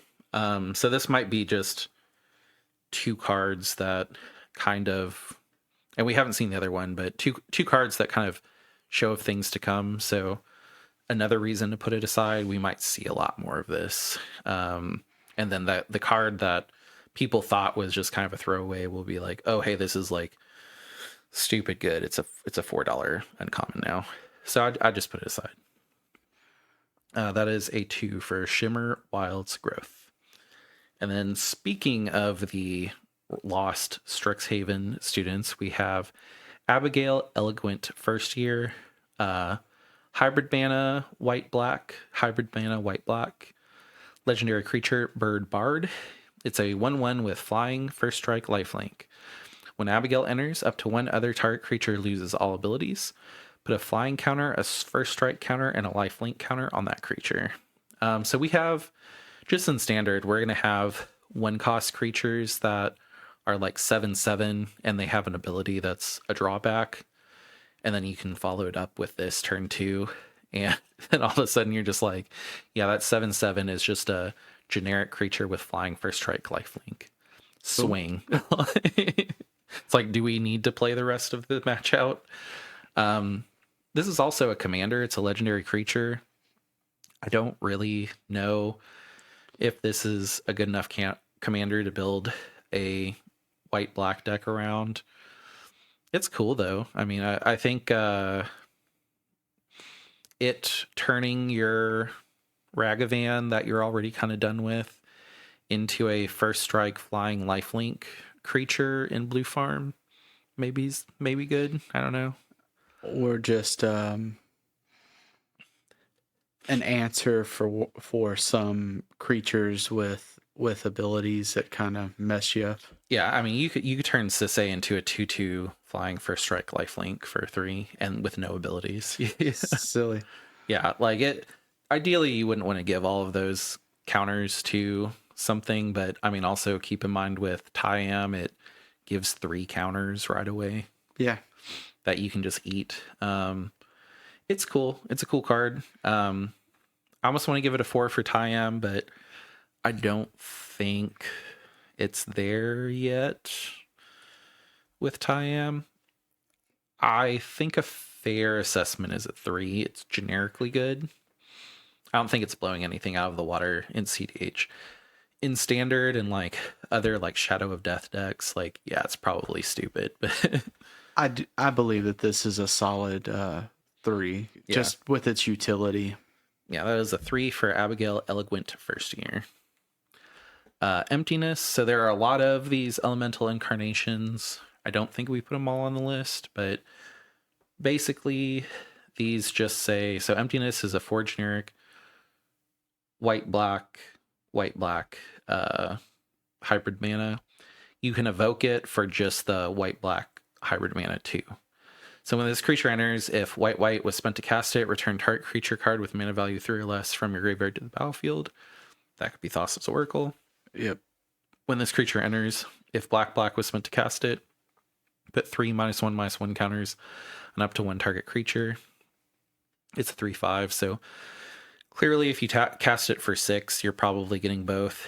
Or if you evoke it for 2, it's basically a sorcery one-shot where for white you can bring back your Grand Abolisher, your Ranger Captain, and then in Tyam for black you can put 1/1 counters, 3 1/1 counters on something, and then you can eat them. Or you can pay black and put 3 1/1 counters on, or 3 -1/-1 counters on a opponent's creature and just kind of nuke it.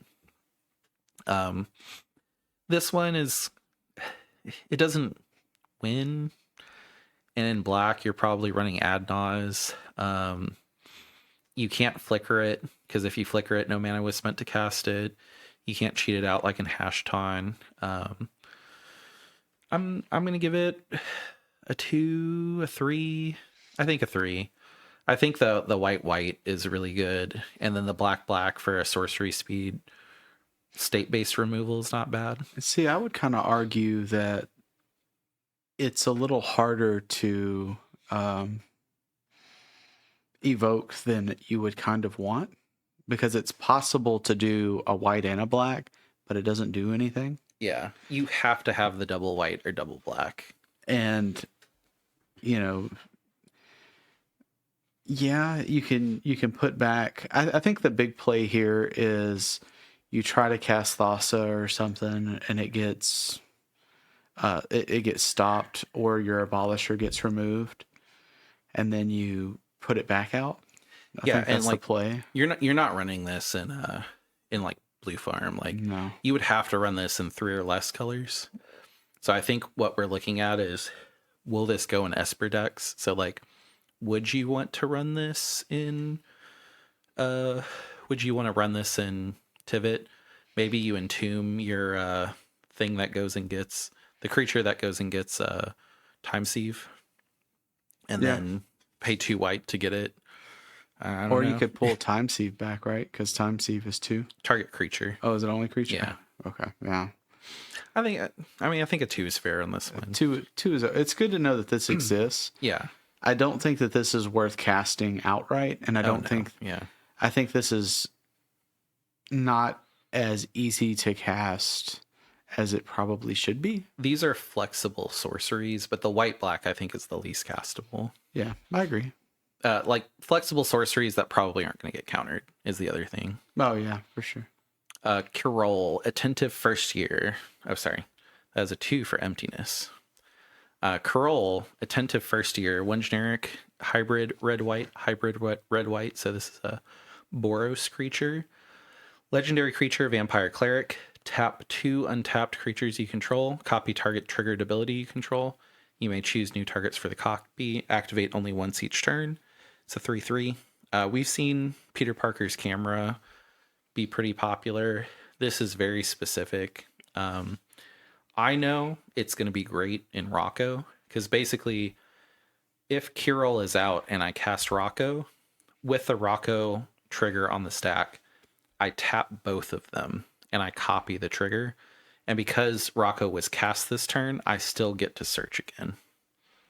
That's so I get nasty. double triggers, yeah. So as long as this is on the field and nothing else, if I can cast Rocco, I can tap it and Rocco to get 2 triggers. Of the same value. Well, Same value. Value or less. Yeah. I get it. I argue that Peter Parker's camera doesn't get used very often. Mm-hmm. Is it a cool effect? Yeah. I'm always excited when I see it. Yeah. But I've also seen it sit and not get used at all. Yeah. So, like, this is a 4 for Rocco at the very least.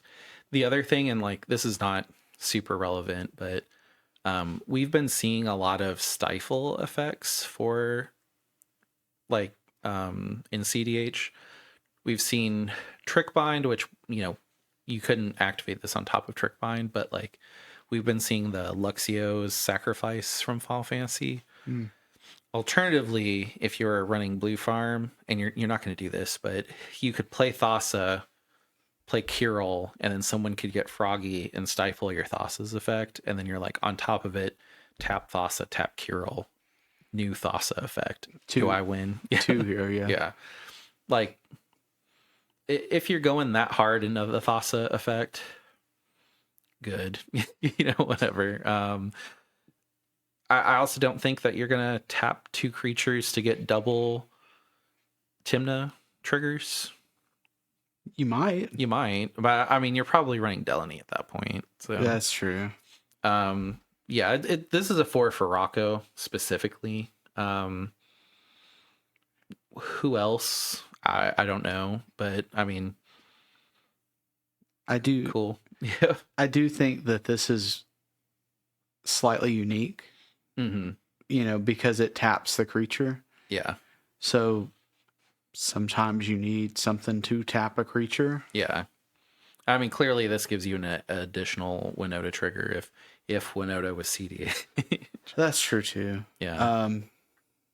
I think for me, a 3 is probably where it's at since you're like all in on Rocco. I could see it be in Rocco. Yeah. I could see it. My problem with cards like this is, does it take a slot? And if you think it does, then I think any commander that you rely on the ETB is good, because as long as you have this out and you cast your commander, it doesn't care about summoning sickness. Like, if this could be run in Atraxa, I think Atraxa would really like it, but it's red. So yeah. I was thinking Tivit. Yeah, it's red. That'd be kind of cool. Yeah. So like, I don't know where else it goes, but I mean, it's cool. No, there is a world where maybe I clone it. Yeah. But all right, 4. What was your rating? I think 3, but since you're good on, if you think it's going to go in, I think then you're more skilled or more knowledgeable in that effect, in that deck. So, and Rocco is climbing. I think Rocco is going to start being in people's top 10 like best commander lists. I've always liked Rocco. Yeah. So I got an honorable mention by a comedian in the Mind Sculptors. So like, it's awesome. It's going up there. I would prefer it not. I would prefer people to not know what I'm doing. But like, yeah, very true. Yeah, that's a 4 for Carol, attentive first year. Here's my favorite commander of the set. arguably, in my mind, the only seed each commander for the set. Marlin, Fey Ascendant, 2 generic black, green, blue, legendary creature, elf, fairy, noble. Flying, when Marlin or another elf or fairy you control enters, exile the top 2 cards of target opponent's library. Once each turn, you may cast a spell with mana value less than or equal to the number of elves and fairies you control from among cards exiled with Marlin this turn without paying its mana cost. Sorry, I had a little brain frizzle. It's a 4/5. So immediately, this is a food chain commander, which we know food chain commanders are good. All of those elves and fairies that you use, like elves you're going to use for mana dorks, fairies, there's quite a few in the set that are pretty good. There are fairies that on ETB do counter effects that have flash on them. So someone could tutor to top, and then you're just like, I'm going to flash out this fairy. Every time I cast a spell, I surveil. Also, give me your top 3 cards. Oh, cool. You know, you had a silence on top. I guess I'll just cast it this turn to stop you. So top 2 cards. So if anybody tutors to top, you eat the one. So like, let's assume that Marlin is the only fairy. Yeah. So you cast her on your turn. At the very least, if your entire field was wiped, you exile the top 2 cards. If you had a mana dork out and she enters, you exile. No, you always exile 2. And then you may cast spells with mana value less than or equal to the number of elves or fairies you control. So at least 1. Yeah. So if she comes down, and then you exile somebody's top, and you exile a Soul Ring or a Silence, you can immediately cast their card. She's kind of a Tali-ish in that way, but you do have to have some more things out there. But also, like, you could flash in all of those utility fairies. One of them gives all of your spells flash. All of your spells flash, not your opponent's, even though you have access to them. And you can start casting people's stuff that you take, but also with her and flash fairies, no top deck tutor is safe. Yeah. I was thinking somebody tutors for Underworld Breach. You cast a High Fae Trickster and then try to play their card from exile. Well, so it's only cards you control that have flash. You may cast spells as though they had flash. But it's your spells, right? Nope. You may cast spells as though they had flash. So you cast High Fae Trickster with this card on the field. You have 2 mana up. You can cast their Underworld Breach on their turn. I guess, yeah. I thought that it was implied only spells you control, but if you have access to cast the spell, then you can cast it at flash, regardless of if you're the owner or not. I believe that this card gives you access to their cards. Yeah. And then you can, because you have permission to cast their cards, you're able to cast their cards at flash. That's stupid. That's silly. Yeah. I mean, also it's Food Chain's a good combo because, like, you could just stumble into Food Chain. Like, let's say you have 2 mana dorks and you just so happen on somebody's end step where you're like, I have 2 mana dorks. I have a Demont Consultation in hand. I'm just going to go for it. I'm going to name Food Chain. And then on the way to Food Chain, you exile the Mist Hollow Griffin. Then you're like, oh, okay. Well, on my turn, tap, cast Food Chain. It goes through. Cool. My 2 1-cost dorks that help me get there, I'm going to exile them for 4 blue. Mist Hollow, blah, blah, blah, blah, blah, blah, blah.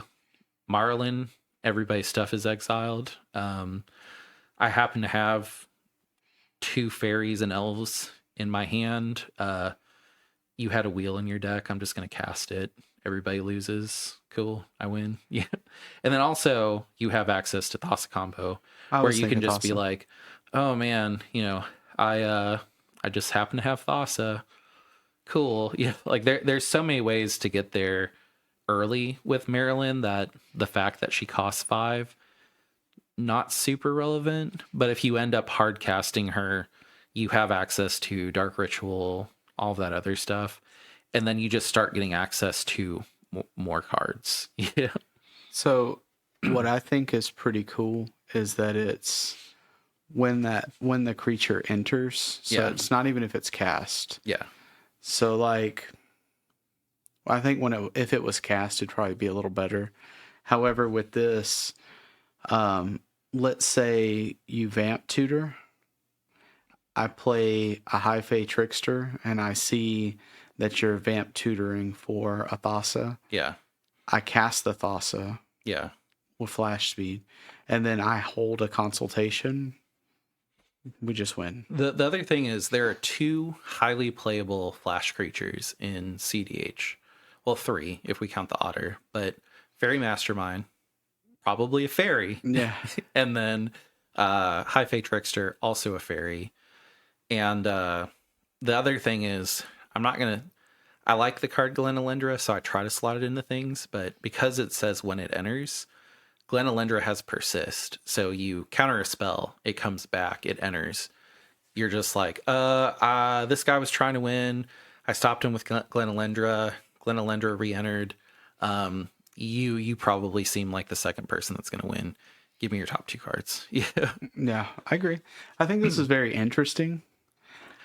I think the simple fact, because you personally hate this color combination. Yeah, and I'm gonna build it. Like I might not physically build it. I might put it on Moxfield and play around with it. And then if I play around with it and I'm just like, this is great. But the fact that you play a bunch of elf mana dorks and then they are actually relevant after they're done casting your big commander is like silly. Like you probably will have 2 elves on the field when you cast her if you hard cast her.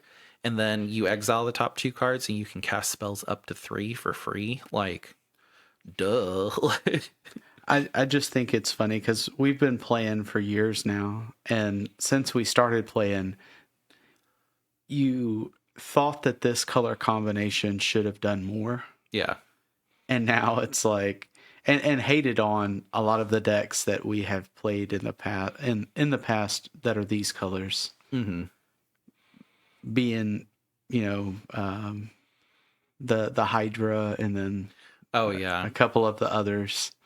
Yeah, they just kind of just seem to go nowhere. And like there has been food chain commanders in this color before. Black, green, blue.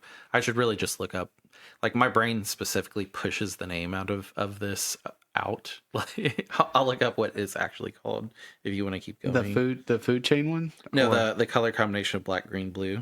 Oh no, it's not Simic. I always want to say Simic, but it's Sultai. Yeah. Like Sultai always feels like it's just there. And then we did get the Mothman and the Master, which were food chain commanders, and like people did try to play them, but like it was more of a, okay, I do all of this stuff, I don't really get any value, and then I pass and I just really hope everybody dies and they don't win on their upkeep.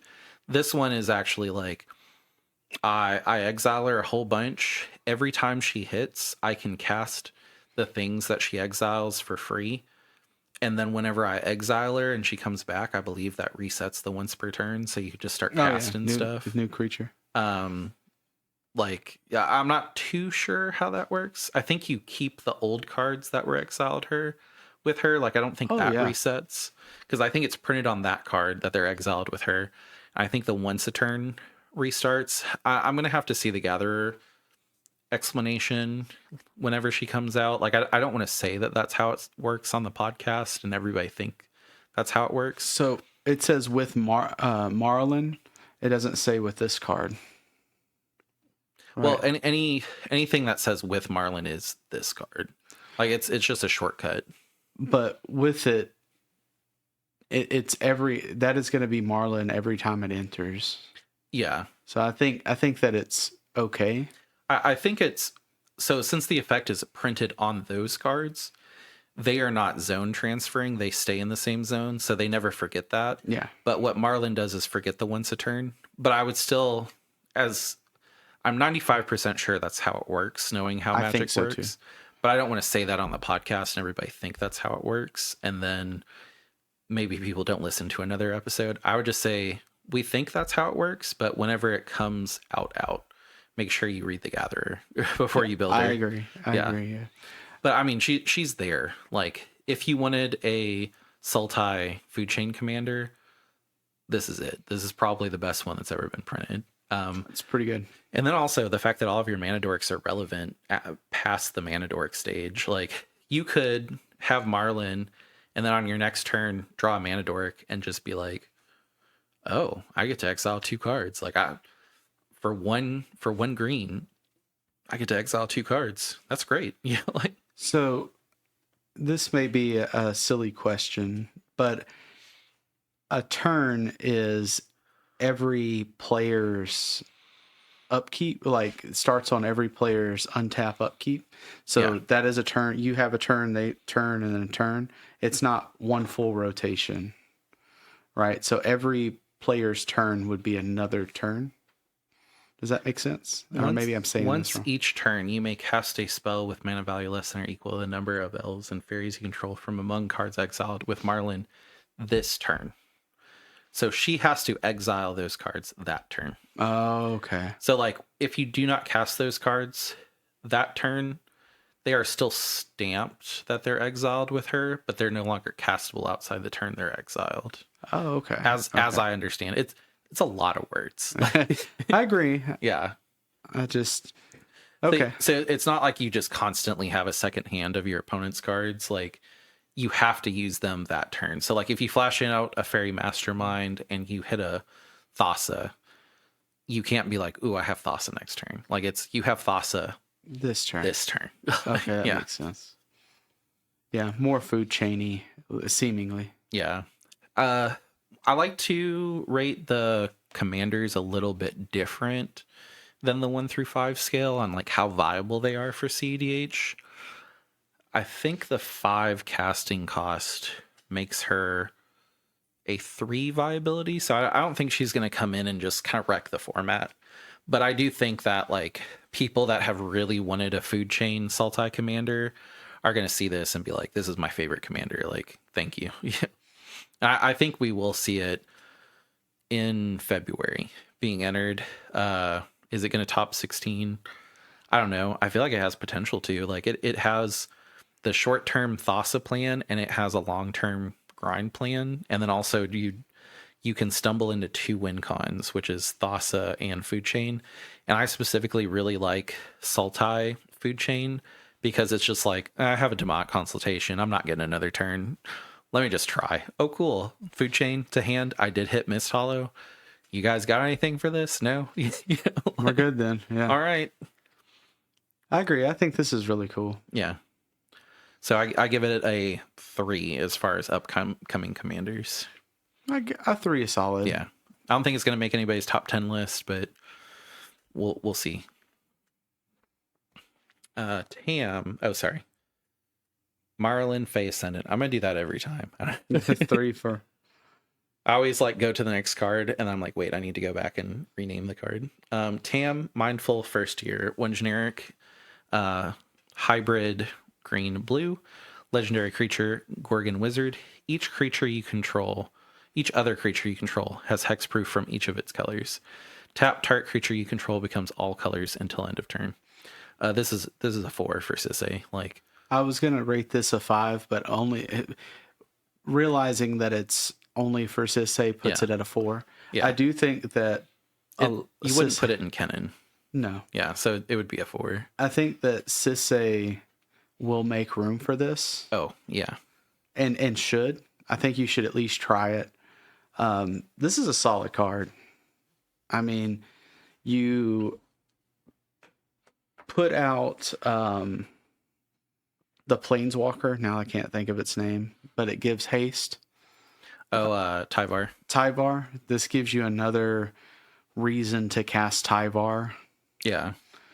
Uh, I mean, and then also just natively, Sisay gets +2/+2 from this, and then can no longer be swords when it hits.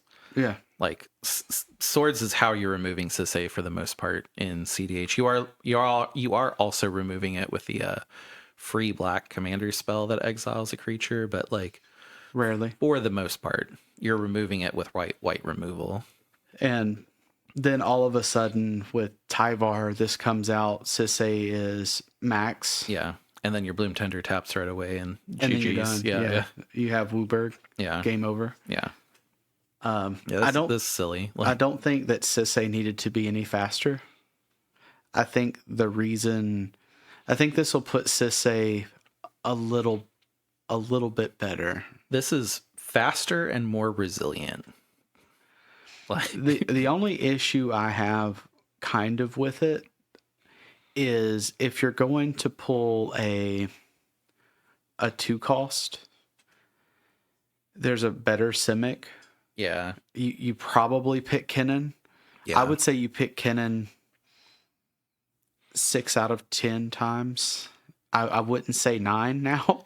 Yeah, I mean you're doubling up on your Simic legendaries, which I would argue you just take Kinnan out, because the person that we know that plays Sisay pretty well, like there's a lot of times where I'm like, oh, you have not Dahada out. Are you gonna go get him? And he's like, nah, it'd be harder for me to go get him. And I would run out of steam. Like, yeah, it would turn my 4 treasures into 8, but I'd rather just go get this thing and try to push a win. So I do notice that lately he has skipped over Kennen. And I mean, this is probably the same, but I think if this is in your opening hand, you're a lot more like, oh, like this, I'm going to play this. Because like Kennen is weird with Sisay because, yeah, it does double your mana, but it doubles your mana the same mana.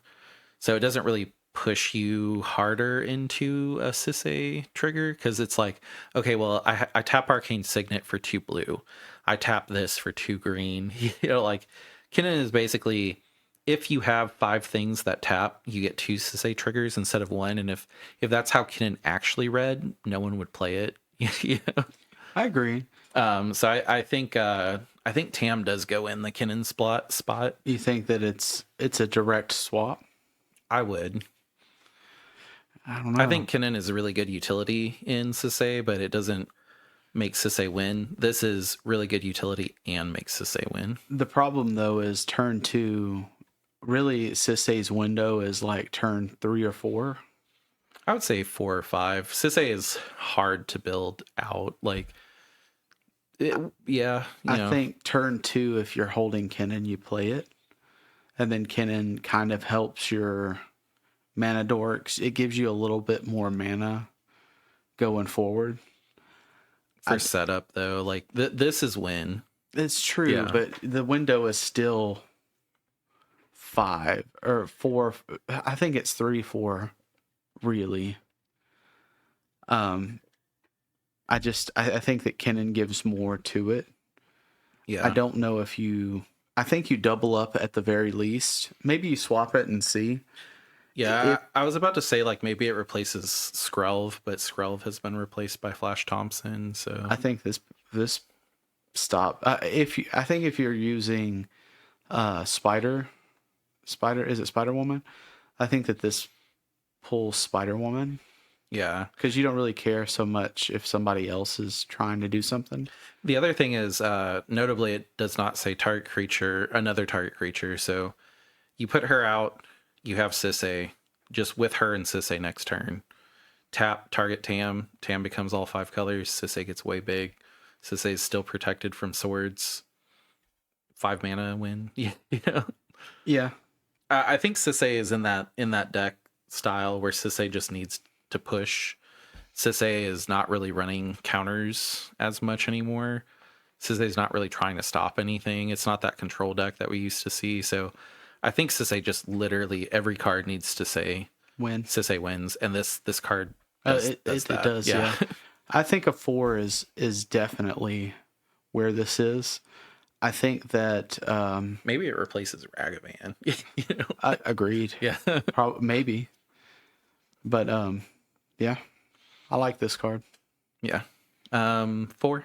4. Yeah, 4 for Tam, Mindful First Year.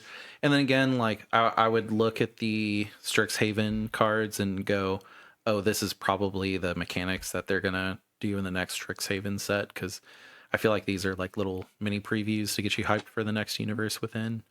So maybe we'll see Color Matters, and if you're not playing Sisei and you pull this, maybe put it aside for your Sisei player in the group, because there is one. And Unless you're me, because I'm not doing that. yeah, if not, then put it in your binder, and it'll probably go up in value on the next set. I've been asked to. I'm just not going to. Yeah. Well, I mean, so not to throw anybody under the bus, but Throwing. hey, can you, if you pull this card, can you give it to me so I can do better in the tournament that we're both entered in? It's hard sell. All right. Vibrance is the next card. 3 generic, red green hybrid, creature elemental incarnation. When this creature enters, if red was spent to cast it, this creature deals 3 damage to any target. When this creature enters, if green was spent to cast it, search your library for a land card. It might as well just say search your library for Guy's Cradle. Yeah. Reveal it, put it in your hand, then shuffle. You gain 2 life. You can evoke it for 2. And it's a 4/4. People have asked me if I'm putting this in Rocco. I don't really care to remove creatures at sorcery speed. It is a card that's really hard to counter if I use it on my Academy Rector, but mostly if I have creature removal that deals 3 damage, I want to be able to do it at instant speed in case somebody gets froggy and tries to op agent my Rocco. This does not do that. This is an and/or, though. It is an and/or, and it does get Guy's Cradle or my Sackland, which is relevant. I gain 2 life too, which I mean Maybe is 2/3 of a red mana with Treasonous Ogre. I don't think it goes in Rocco personally. I might be wrong there. I do think, and we talked about this in the Discord. I have to give the Discord credit here. I think this is Rockthras. Yeah, this is Rockthras. This has Rockthras all over it. It's smeared on this. Yeah, and I mean Rockthras doesn't really run red mana, so you're always doing the green, but so you want Guy's Cradle. Like, so I just looked at this kind of close, and I was about to say you can see Rog like really small in the bottom, and there's like a little creature by. It's not him, but okay, yeah. It's like kind of funny. If this was Flash, oh yeah, for sure. Deal 3 damage to any target. Well, Evoke is Flash, right? No. So I Flash Evoke. That's what I'm thinking. Yeah. So the one that we always think, I always think Flash Evoke has Flash because of endurance, and then the white one. But those innately have Flash. That's true. And then I always want to, and I've done it before, I've never done it in tournament, but I always am just like, oh, you played Kinnan? All right, it's Fury time. And then I'll look at it and I'll put it back in my hand and I'll be like, never mind, continue. Because Fury is sorcery speed, but if this said like red Flash, deal 4 damage divided as you choose among any targets, and then green exile target artifact or enchantment, way better. I would play that. It needs to get me out of it. It needs to get me out of a problem. And even if it didn't have Flash, if it just said like 3 damage divided as you choose, and then green was exile target artifact or enchantment, I would run it. It's not there for me, but for Guy's Cradle decks that are red green, it's there. Rockthras. I'm still saying Jund Dargo is going to be a thing. Maybe. And this would go in Jund Dargo. I think for sure Rockthras runs this. Yeah, I give this a 4 purely for Rockthras. I do too. I don't think they're ever going to use the red, but I mean, maybe they could. They do. While they don't run mountains, they do run those pain lands that make any color, so they can make red. But yeah, this is a 4, and the art's, he's such a good boy. My God, like he's a colorful dog that is made of leaves and flowers. Like I want to pet it. Like, and then if you look at its little leaf foot, Yeah. That might be Roxai if you really like. Yeah. I mean, it's putting out its leaf at like it wants to shake your hand, which, I mean, best boy of the set. Yeah, that's a pretty card. Force of best boy, if that was a card. Yeah. 4 vibrance. And then we immediately go into wistfulness. So 3 generic, green, blue, creature, elemental, incarnation. When this creature enters, if green was spent to cast it, exile target artifact or enchantment an opponent controls, which that's what I want on the other card. When this creature enters, blue was spent to cast it, draw 2 cards, then discard a card. Super mid. Evoke for 2, it's a 6/5. I don't know if Kennen runs this. No. Yeah, I don't think so. I think it's just generically good. I mean, what other deck is in Simic that we see? Dogthras, which I don't really think Dogthras runs this, just for exile removal. I don't think we see this in Rogthras. I don't think it's there. I'll give it a 2. Yeah, I'd say set it aside. Any of these evokes are kind of interesting. This, it doesn't fit.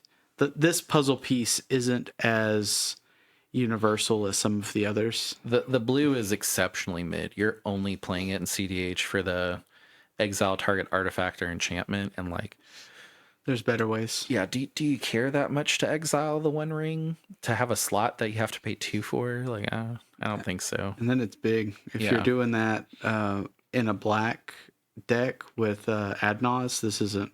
Yeah, it's not worth it. Well, also too, like, let's say you hit it on a Kennen flip, it is just a 6/5 on a Kennen flip, and it may as well have been Sky Turtle. So yeah.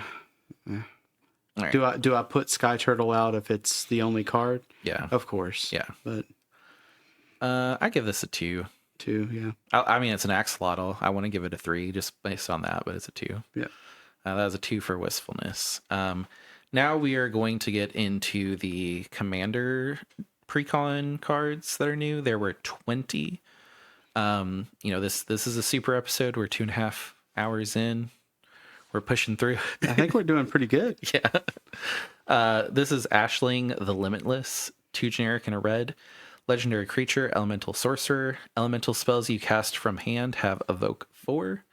If you cast a spell for its evoke cost, it is sacrificed when it enters. When you sacrifice a non-token elemental, create a token that's a copy of it. The token gains haste until end of turn. At the beginning of your next end step, sacrifice it unless you play Wooburg. It's a 2/3. It's a 5-color elemental evoke deck where you get double furies, you get double exiles from the white one, you get double endurances, so you can send 2 players stuff away. I don't think you care that it gets exiled in a turn. I don't think you're paying Wooburg to keep it around. I've seen a lot of people say that this is the best precon ever printed, minus like, the one that had Dockside. Like, this is the best face commander probably ever printed. So if this is on the field, you can evoke not enduring. It's the enchantment that triples or doubles. Oh, doubling season? No. We just talked about it. It's an elemental. That's how I know. Not Faburo. We've talked about a couple of cards now. I'm a little bit confused. Nyx Bloom. Oh, so yeah. You could pay 4 for 2 Nyx Blooms. Yes, yeah. Which is, maybe you need that crazy amount of mana in one turn. Yeah. To win. Yeah. I think that if you run this deck, you probably run the Nyx Bloom anyway. Yeah, it's sacked when it enters, so you like. Oh yeah. Absolute. Well, so it creates a problem for everyone else, not you, but it's okay. I'll pay 4 and I'll evoke Nyx Bloom. And then everybody's like, wait. So when Nyx Bloom enters, all of those sacrifice effects, they go on the stack. So you can tap all of your mana when Nyx Bloom enters, and then you don't care that it's stacked. So it creates a problem where everybody's just like, well, I could remove Ashling right now. And if I remove Ashling right now, it'll be a one-shot effect where he can't get the copy. So he has to tap all of his mana now. But at that point, it's like, do I even care? Like, he's gonna get so much mana. Like, yeah, he can't take it between main phases, but like, he's just gonna make like 12 mana. Like, like. Yeah. The other thing is, it's only when you sacrifice a non-token elemental. I do not know. There was like a weird post where they kind of changed how these effects work. It was like this super long, like, hey, we're gonna add sorcerer subtypes and we're gonna run this, and this is how this effect was broken before, so we're gonna oracle text this, and Ashling will function this way. And I'm gonna be honest, I didn't read it. Even as a content creator for Magic, I was like, I don't care. I believe if you sacrifice Ashling with an additional with an additional cost, sacrifice a creature effect, Ashling itself makes a token of itself because it sees itself being sacrificed and makes a token. Which, I mean, there's silly stuff that happens. It's a Wooburg commander for 3. I mean, it's a good soup commander for 3 that can cheat out elementals, which there's a lot of playable elementals.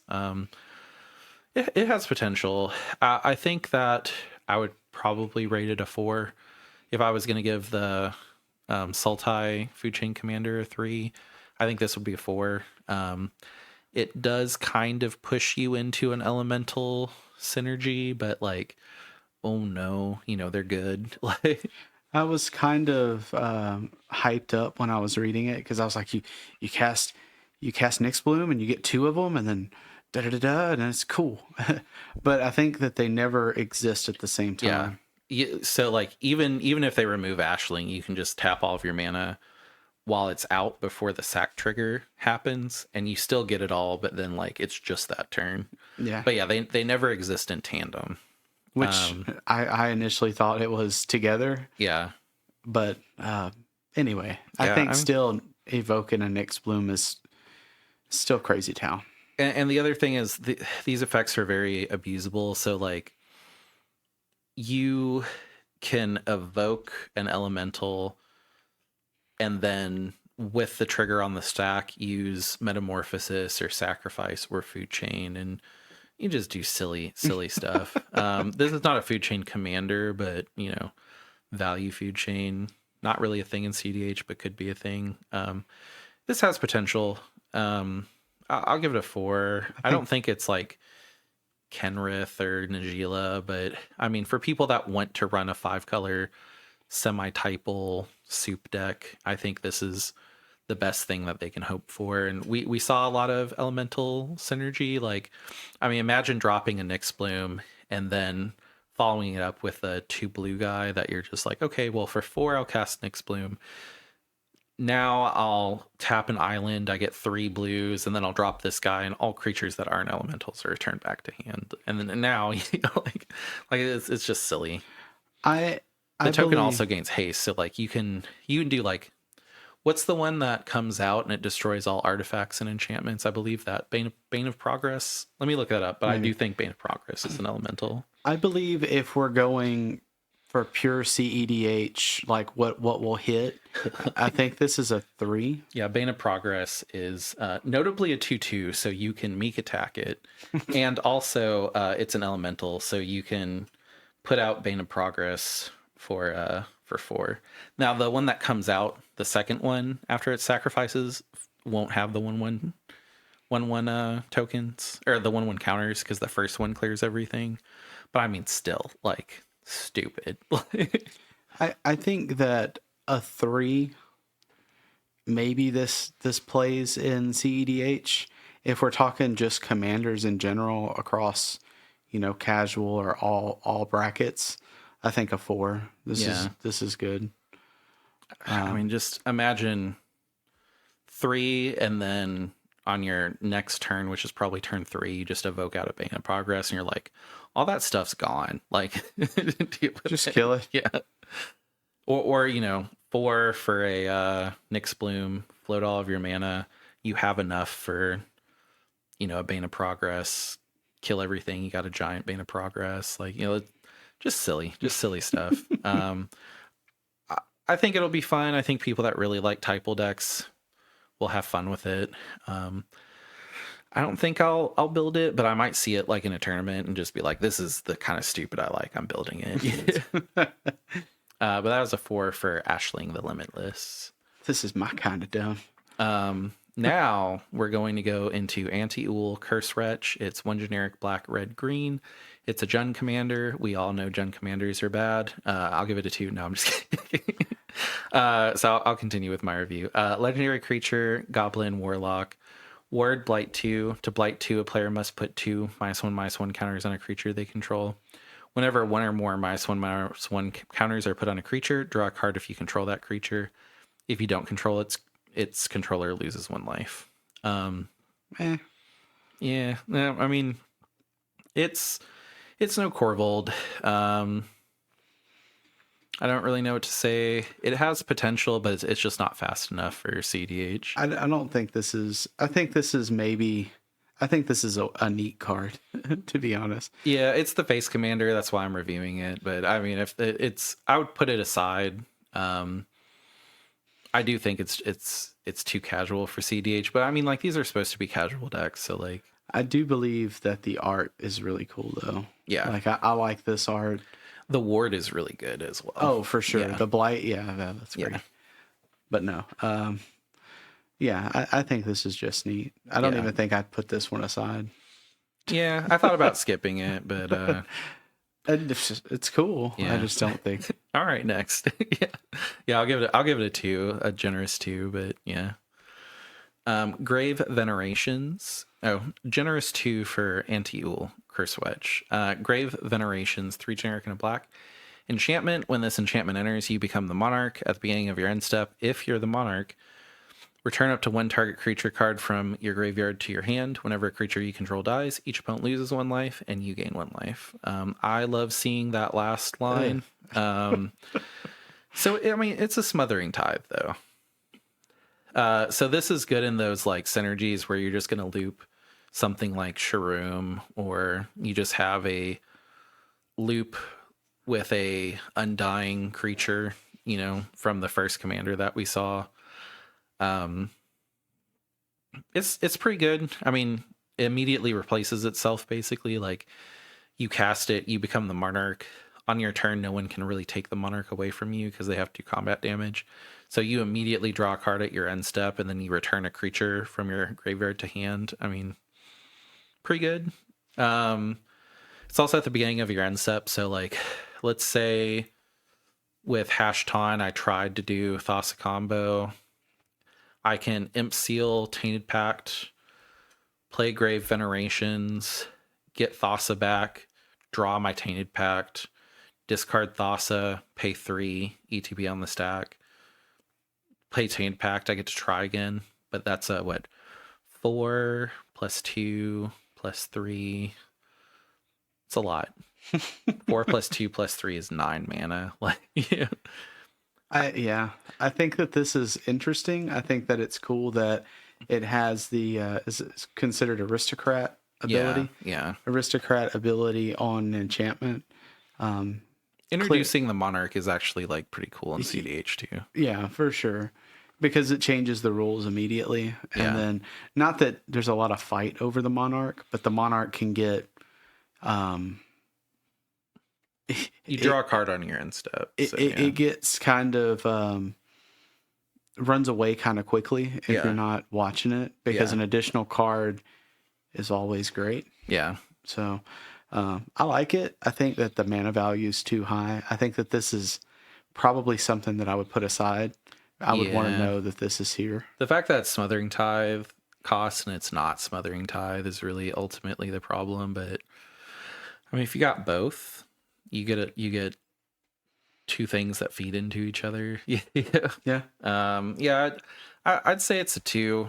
It has all of the words that I would like in Hashton, but it's just not there for 4. I like it. I mean, it's definitely not 1, but it's a 2. Next is Springleaf Parade. X green. When this enchantment enters, create X 1/1 colorless shapeshifter creature tokens with Changeling. Creature tokens you control have tap, add 1 mana of any color.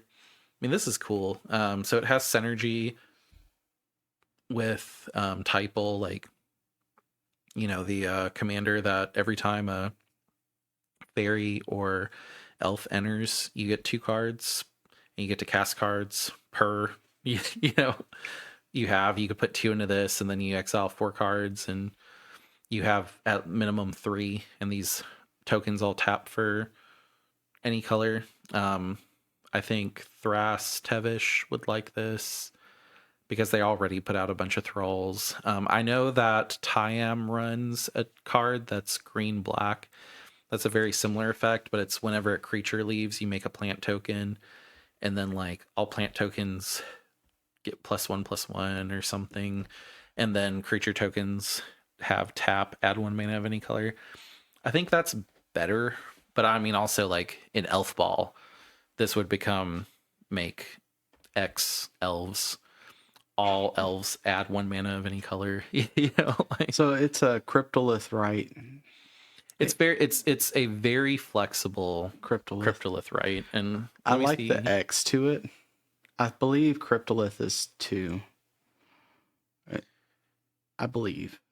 I'm not 100 on it, but I do think it's 2, but it only has creatures you control have add 1 mana of any color. Oh yeah. And the other thing is, this is playable in Najila because Najila poops them out. They're warriors. All of the warriors tap for add 1 mana of any color. So yeah, if you get like 4 or 5 of them. Yeah, I think Cryptolith is all creatures, and this is only tokens though. So creature tokens. Yeah. You have. Oh, okay. Yeah, so it's flexible. It does a lot of things, but I think that's a little worse, to be honest, at this point. If it does the things you want it to do, good. Well, it's the token part. I thought that you play this, you just play it for 2, and now you've got all of your creatures, or all creatures. Yeah, all of your creatures have tap, add a mana, but that's not necessarily correct. Yeah, it's very specific. I think there's better cards in this same slot. I'd give it a 2. I could see people arguing that like Najila or other subtype matters or like class typal matters would want to run it, but I think ultimately it's already outclassed. But I mean, it's still really cool. I think it's a 2. Yeah, 2. As 2 for Springleaf Parade. I like the art on it. Yeah. And this one's simple. Abundant Countryside. It's a land, tap, add a colorless, tap, add 1 mana of any color. Spend this mana only to cast a creature spell. 6 tap, create a 1/1 colorless shapeshifter creature token with Changeling. It's every creature type. So we had a land before that was just tap, add 1 mana of any color. Spend this mana to only cast a creature spell. Didn't really see CDH play, but the fact that this one can tap for a colorless or tap to add 1 mana of any color for a creature spell is pretty good. I probably am going to throw this in Rocco because it's, at the end of the day, another command tower-ish thing for me. Yeah.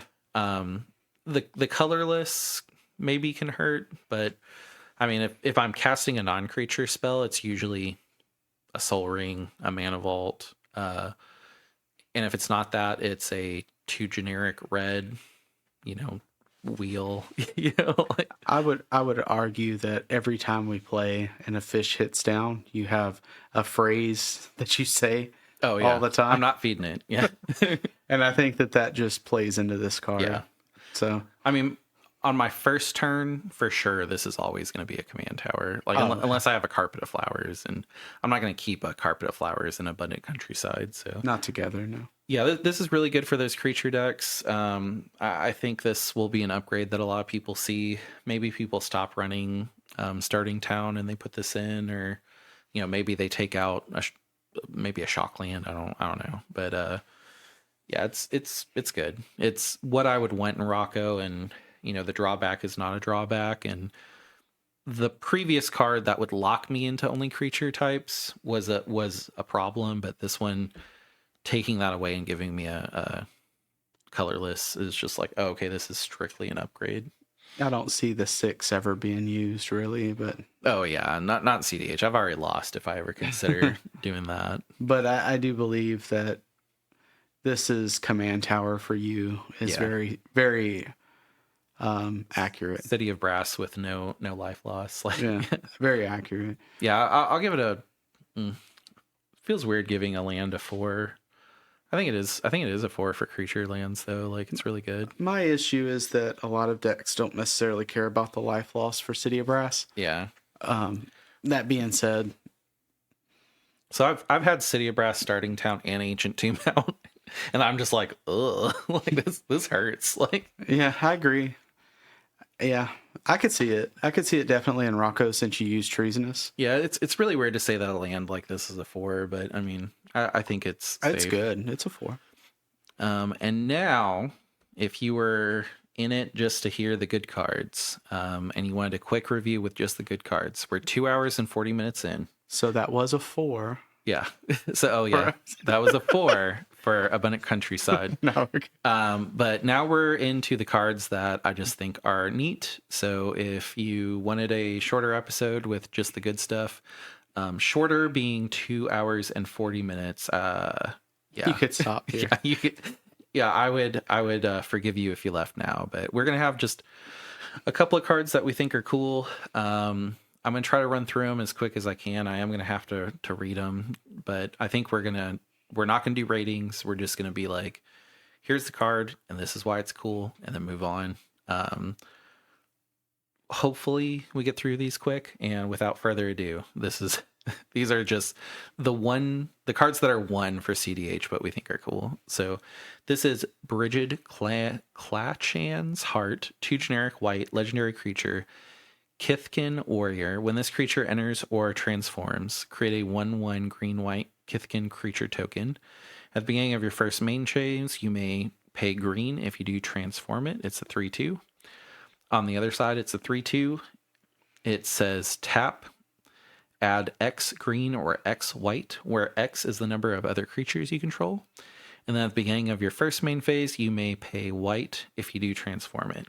So it alternates between creating creature tokens and basically being a Gaia's Cradle. On a stick, a little worse. Or only green or only white. You can't make X green and X white. You have to choose green or white. I think this is really cool. I think this would be a really cool casual commander because Gaia's Cradle in the command zone, pretty cool. You know? Funny. I mean, also like Gaia's Cradle, a white Gaia's Cradle too. Is so you pay 3, you get a creature. Turn 4, you transform it. You have a Gaia's Cradle. Cool. You can do a lot of stuff with that. Is it CDH? No. Is it? Would it go in the 99? No. It's good to know that it exists though, because there's a lot of decks that use want the mana generation like this, and it's very viable. The only place this could go is Dogthras, and Dogthras is already not running several of the Gaia's Cradle effects. I think they only have like 2 or 3 right now, maybe just 2 and a bunch of untappers like Manamo and Desert Temple. Yeah, Candelabra, and I don't even know if it runs the Candelabra on a stick. I assume, but I don't think so anymore. Like there's so many of these effects that aren't being run, and this is definitely not the best. not the best. So cool though. Next one. Glen Elendra Guardian, 2 generic and a blue creature, fairy wizard. It has flash. It has flying. This creature enters with a -1/-1 counter on it. 2, remove a counter from this creature. Counter target non-creature spell. Its controller draws a card. It's a 3/4, but just keep in mind it comes out as a 2/3. Meh. Like, this has a lot of, like, it's cool, but to counter a non-creature spell and have your opponent draw a card for countering it, it's 5. That's a lot. That's a lot. That's what takes it off CDH. I did have this in the main review, but the more I looked at it, the more I was just like, it is just not there for CDH. It's just not there. Like, I don't know what else to say, but I mean, is it cool? Yeah. Is Glen Elendra, having a new card-ish reference in the set cool? But that's really the only reason I put it in. I do think if you're going to run this, you might as well just run Glen Elendra. I don't think you're gonna surprise anybody by flashing this out. There's so many better like spell setter sprite, and if it said counter target spell, that might be a conversation. But 5 to counter a commander is like ridiculous. You run counterspell if you want. Yeah. Yep. This is my favorite. This one's awesome. So mirror form, 4 generic, blue, instant. Each non-land permanent you control becomes a copy of target non-aura permanent. So let's say, Kinnan. I was kind of joking that this is a Kinnan tech card, and like I keep going back to like maybe it is, but with Kinnan you can get to 6 mana pretty quickly. So imagine just being like, oh, I feel like this person's about to win. I kind of don't care if my Kinnan goes away. I'm going to cast Mirror Form. Every non-land permanent I control is a Rhystic Study. So I have 8 Rhystic Studies now. Good luck. And that's not till end of turn. That's just everything's Forever. a Rhystic Study now. Now, granted, you probably are turning your Kinnan into a Rhystic Study, but I mean, like, in what world does 6 Rhystic Studies not win you the game? No. It's tempting. I think it's silly, Yeah. but no, I don't see this being viable for 6. There is a creature, Biomancer something. Familiar? No, not Biomancer. Biomancer, where it says if you have 4 copies of this card on your end step, you win the game. And it's like 1 generic, green, blue. Like, yeah, it's a combo, but it's just silly. I mean, it's game winning silly, but it's silly, so it's not going in the main review. Turn it all into Consecrated Sphinx. Yeah, it's like every permanent is a Consecrated Sphinx now. Like, GG. Rhyme Fire Torque, 1 generic and a blue artifact. As this artifact enters, choose a creature type. Whenever a permanent you control of the chosen type enter, put a charge counter on this artifact. Tap, remove 3 charge counters from this artifact. When you next cast an instant or sorcery spell this turn, copy it. You may choose new targets for the copy. This just seems kind of silly in the fairy deck, but ultimately casual. It's way too slow. I mean, just paying 2 to eventually have 2 mind break traps is silly, and then your opponent just goes, oh, okay, well, I'll just hit both of your mind break traps with my mind break trap. GG. You can also just do 2 tainted packs, one to get Thassa, and then you have to have a flash enabler to put, or you don't have to, but you cast Thassa at the end and reverse Thassa. Like, it's silly. Yeah. Yeah. But you'd have to like have a typal deck where you're like fairies, and it's like, oh boy, if I cast 3 fairies this game, y'all are over. Y'all are friends. Yeah, it's silly, cool. Interesting to know it's there. Yeah. Wild Unraveling, blue, instant. As an additional cost to cast the spell, Blight 2 or pay 1. Counter target spell. So this is literally counter spell, but with Blight 2 or pay 1. Which, I mean, it's cool. I mean, counter spell, and then was it mana drain?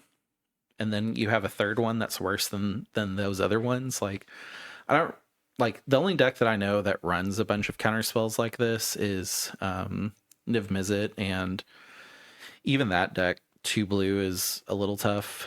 And I would not want to turn Niv Mizzet into a 3/3 to cast it. So casual, but I mean, in a deck that, let's say there's a deck that just wants 2 CMC counter spells, it's there. Yeah.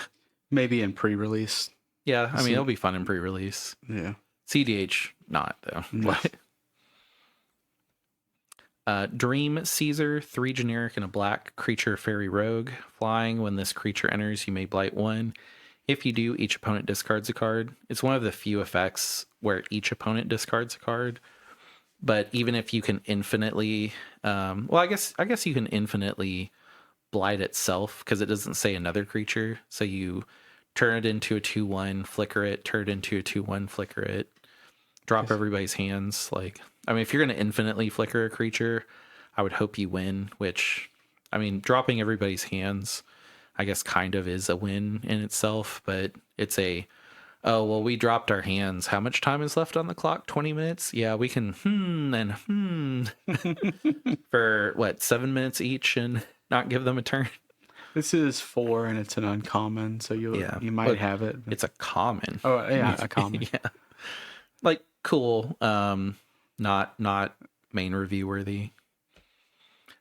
Morning Song area, 1 generic black legendary enchantment. Players can't draw cards or gain life. At the beginning of each player's draw step, that player loses 3 life, searches their library for a card, puts it in their hand, then shuffles. Yes, this is a lock with Op Agent. Yes, you will lose the game for yourself and everybody else if you play it. The end. I thought that this was the original card, was a creature, 3-cost creature that did the same thing. And I thought that I was a genius, and in Timna Kodama, I was going to run that combo. And anybody with Op Agent would just see my deck, and then their mouth would water, because I would provide them the second part of the lock that they needed. Immediately. Like, they would play Op Agent and immediately get the card that they need to lock the game out. And I'd just be like, hey, sorry guys. So, like, don't run this. Don't even think about it. What's crazy on it is it's at the beginning of the player's draw step. So if you don't have the piece, you can't play it, right? Because you'll pass, that person will search, lose a life, which who cares? Yeah. And then they'll get their Op Agent, play it, and then steal every card from all of time. Yeah, it was stupid. Like, I mean, it's legendary, so they can run. I guess. I don't know. Yeah, don't do it. Like, it's just a bad idea. Yeah, no, it's not great. Yeah. I was hyped up on it, and then yeah. Well, you won the game. Like, I used it. Well, I didn't have it to use it on like somebody. Like, you used it, and then I kind of stole it. No, so we had talked about the combo, and then we ended up getting matched up, as we always do every tournament. And you played Op Agent on my Worldly Tutor, and then immediately you were like, haha, and you won the game because of it. And I was just like, yep, unfortunately he knew my deck list and just pulled it out. But I mean, like, who wouldn't? You know, like, yeah, it was a lesson, and I impart this lesson onto everybody else. Don't fall for it. Next card. Nightmare Sower, 3 generic and a black, flying lifelink. Whenever you cast a spell during an opponent's turn, put a -1/-1 counter on up to 1 target creature. I mean, it's cool. You know, that Nimrus has a bunch of things to play with. I think Nimrus is more of a tier 3 or 4 deck now, but yeah. I mean, all these fairies being printed that just say whenever you cast a spell during an opponent's turn is cool. And then on top of that, we also have Katara, that you get an experience counter when you cast something on an opponent's turn. So it's like a bunch of draw. Like, the pieces are there for Nimrus to be really strong. It's just not. Yeah, I don't know how to explain it. I think the color combo stops it. It's also like a bunch of mana, and it's not the strongest version of that type of commander either. So Talion is definitely better. Yeah, and even Talion doesn't see play anymore. But I mean, there's cool tools being printed for it. I mean, if you're the type of person that likes to run like a really strong kitchen table deck that couldn't really keep up with like the current meta, but you just kind of wanted to play like maybe tier 3, tier 4, probably would be a fun deck. Now, would everybody complain because you have counter spells? Yes. But yeah, that is here nor there. Next card. Collective Inferno, 3 generic, red. Convoke. As this enchantment enters, choose a creature type. Double all damage that sources you control of the chosen type would deal. It's just cool. Generically good. Generically fun for casual. if you have 5 mana, even with Convoke, you're probably playing some other really good red effect that deals an extra damage or blah, blah, blah, blah, blah, blah, blah. It's not CDH worthy, but I mean, it's still cool. Yeah, I like it. I like those effects because it puts what is that red creature that doubles damage? Oh, Ogier? Oh, yeah, I know what you're talking about. Yeah. I think Not that Ogier, but the other one. it's like a god. Yeah. I think it's cool that stuff happens. Would it synergize really well in there? I have no idea. It's just way too slow right now. Yeah. Like, yeah. I mean, it would be really fun in a casual goblins deck. Like, but I mean, we're not there yet. It's Yeah. coming back. Well, I mean, we saw Perforos goblins in Japan for a little bit. I mean, I think this would probably run that, but I mean, it's already trying to win with just pinging people down. The difference between 2 for every creature and 4 for every creature, not a lot. Yeah. This one's cool. I almost put it in the main set, but I think it needs too many things to work. So Celestial Reunion, X green. It's basically Green Sun Zenith as a sorcery. The text says, as an additional cost to cast the spell, you may choose a creature type and behold 2 creatures of that type. Search your library for a creature card with X mana value or less, reveal it, put it into your hand, then shuffle. If this spell's additional cost was paid and the revealed card is the chosen type, put the card onto the battlefield instead of putting it into your hand. So, like, it's a second Green Sun for, like, elves, because you're probably beholding your mana dorks that are on the field, but, like, you have to wait till turn 3 to cast it, and then you can only go get an elf, which an elf would always be something you could just go get with Green Sun anyway. Almost every elf is green, so where does this go in CDH? I don't really think anywhere. I mean, you're not beholding 2 humans and then dumping a bunch of mana and then pulling out like Myrel or anything like that. So I think ultimately it is just a typal casual card. It's really cool though. Like, The art is really nice. I wish it was not as restrictive. Like, I would say Green Sun Zenith is probably the worst search effect that we have in CDH. Like, Green Sun Zenith is pretty much oh, hey, I saw it on turn 1. I'll go get my Dryad Arbor. I'll ramp a land on turn 1. Other than that, I don't really use it very much. Maybe if I can go get Badger Mole Cub for 3 mana, I'll go do it. But otherwise, it's the worst effect of the search effects that we have, and we have a lot of them now. I agree. Because, like, this is no Eldritch Evolution at all, or, you know, anything like that. So I think ultimately it's not good enough for CDH, but I mean, it's really cool. It'll be really fun to run a typal Green Sun Zenith in a pre-release. Ooh, Dream Harvest. I really wanted this card to make the main review, but I just had to cut it. So it's 5 generic, hybrid blue-black, sorcery. Each opponent exiles cards from the top of their library until they have exiled cards with total mana value 5 or greater this way. Until end of turn, you may cast cards exiled this way without paying their mana costs. It's a mini Demir Atali trigger, but it does cost 7.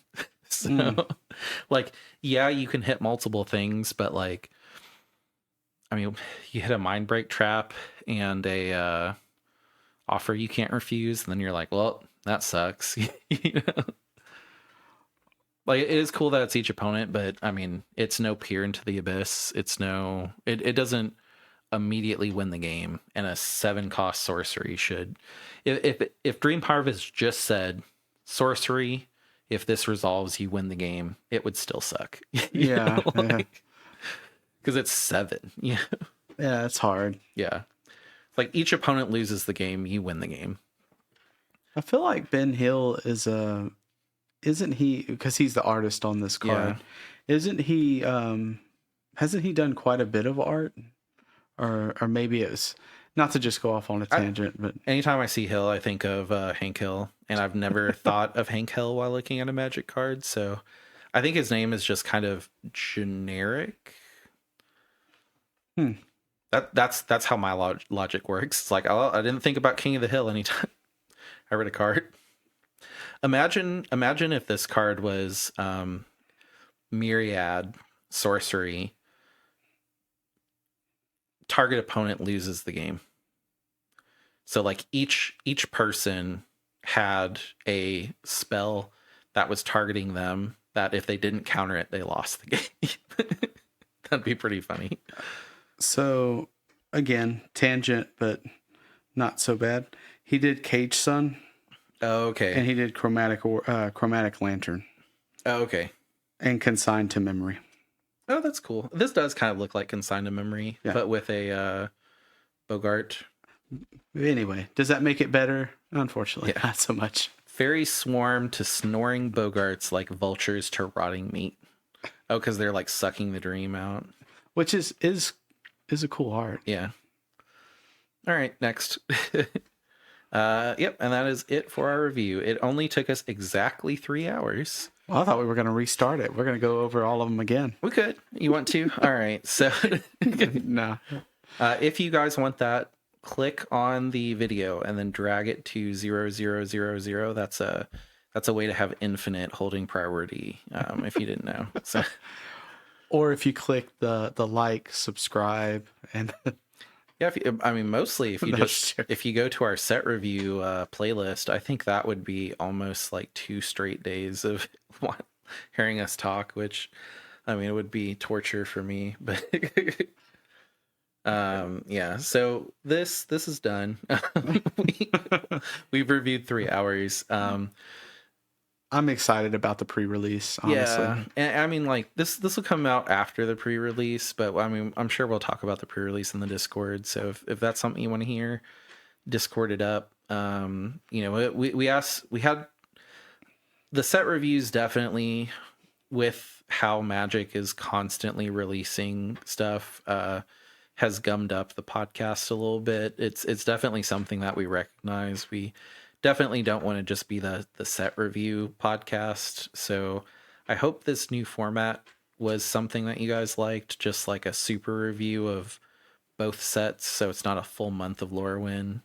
You guys are getting a 3-hour super episode for Lorwyn. And then also those silly cards are kind of pushed to the end. So the people that want more just like all the meat, none of the fat, they still get some fat, but we try to trim where we can. we love Magic, so even the silly cards, like I said, it hits so many different feels. Like the arts are great, the plays are great. Yeah, we do and we're not like professional pre-releasers, but we do like pre-release. Yeah, and then also like the feedback was split. Some of the feedback was like, well, I want a short episode with just the meat, and then some of the feedback was, well, we listen to you guys because you're long form content. We like long form content, and ultimately, at the end of the day, we are long form content. We'll never be like a TikTok video of just like, here's the top 5 cards from Lorwyn.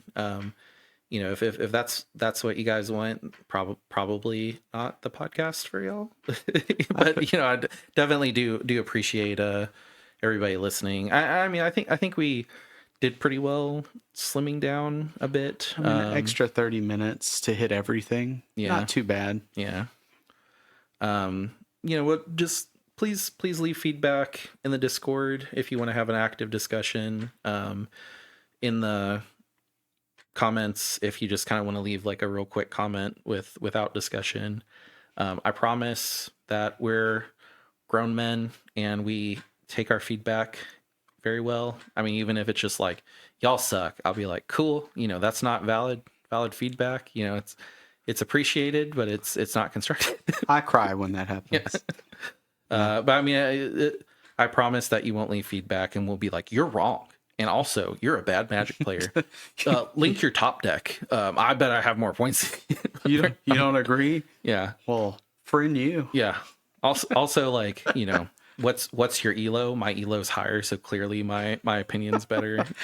Now, for some of our friends, we may do that. Oh yeah, friend them.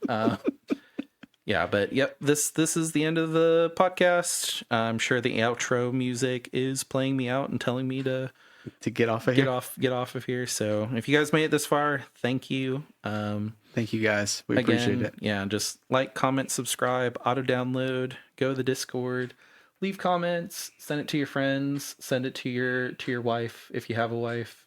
I don't have a wife because I like Magic. I assume it's the same for y'all. I'm just gonna say all the wild stuff that I want at the end. I don't know if anybody's gonna get here, and maybe somebody will get here and they'll leave a comment. It'll be like, I love the endings. Yeah. It should be like that all the time. If you're 3 hours in and you get to listen to my like brain dead rants, this is just unfiltered cryptid right here. All right, well, thank you guys, and I'll let the outro music play me out. Thanks, have guys. a good day. Y'all have a good one.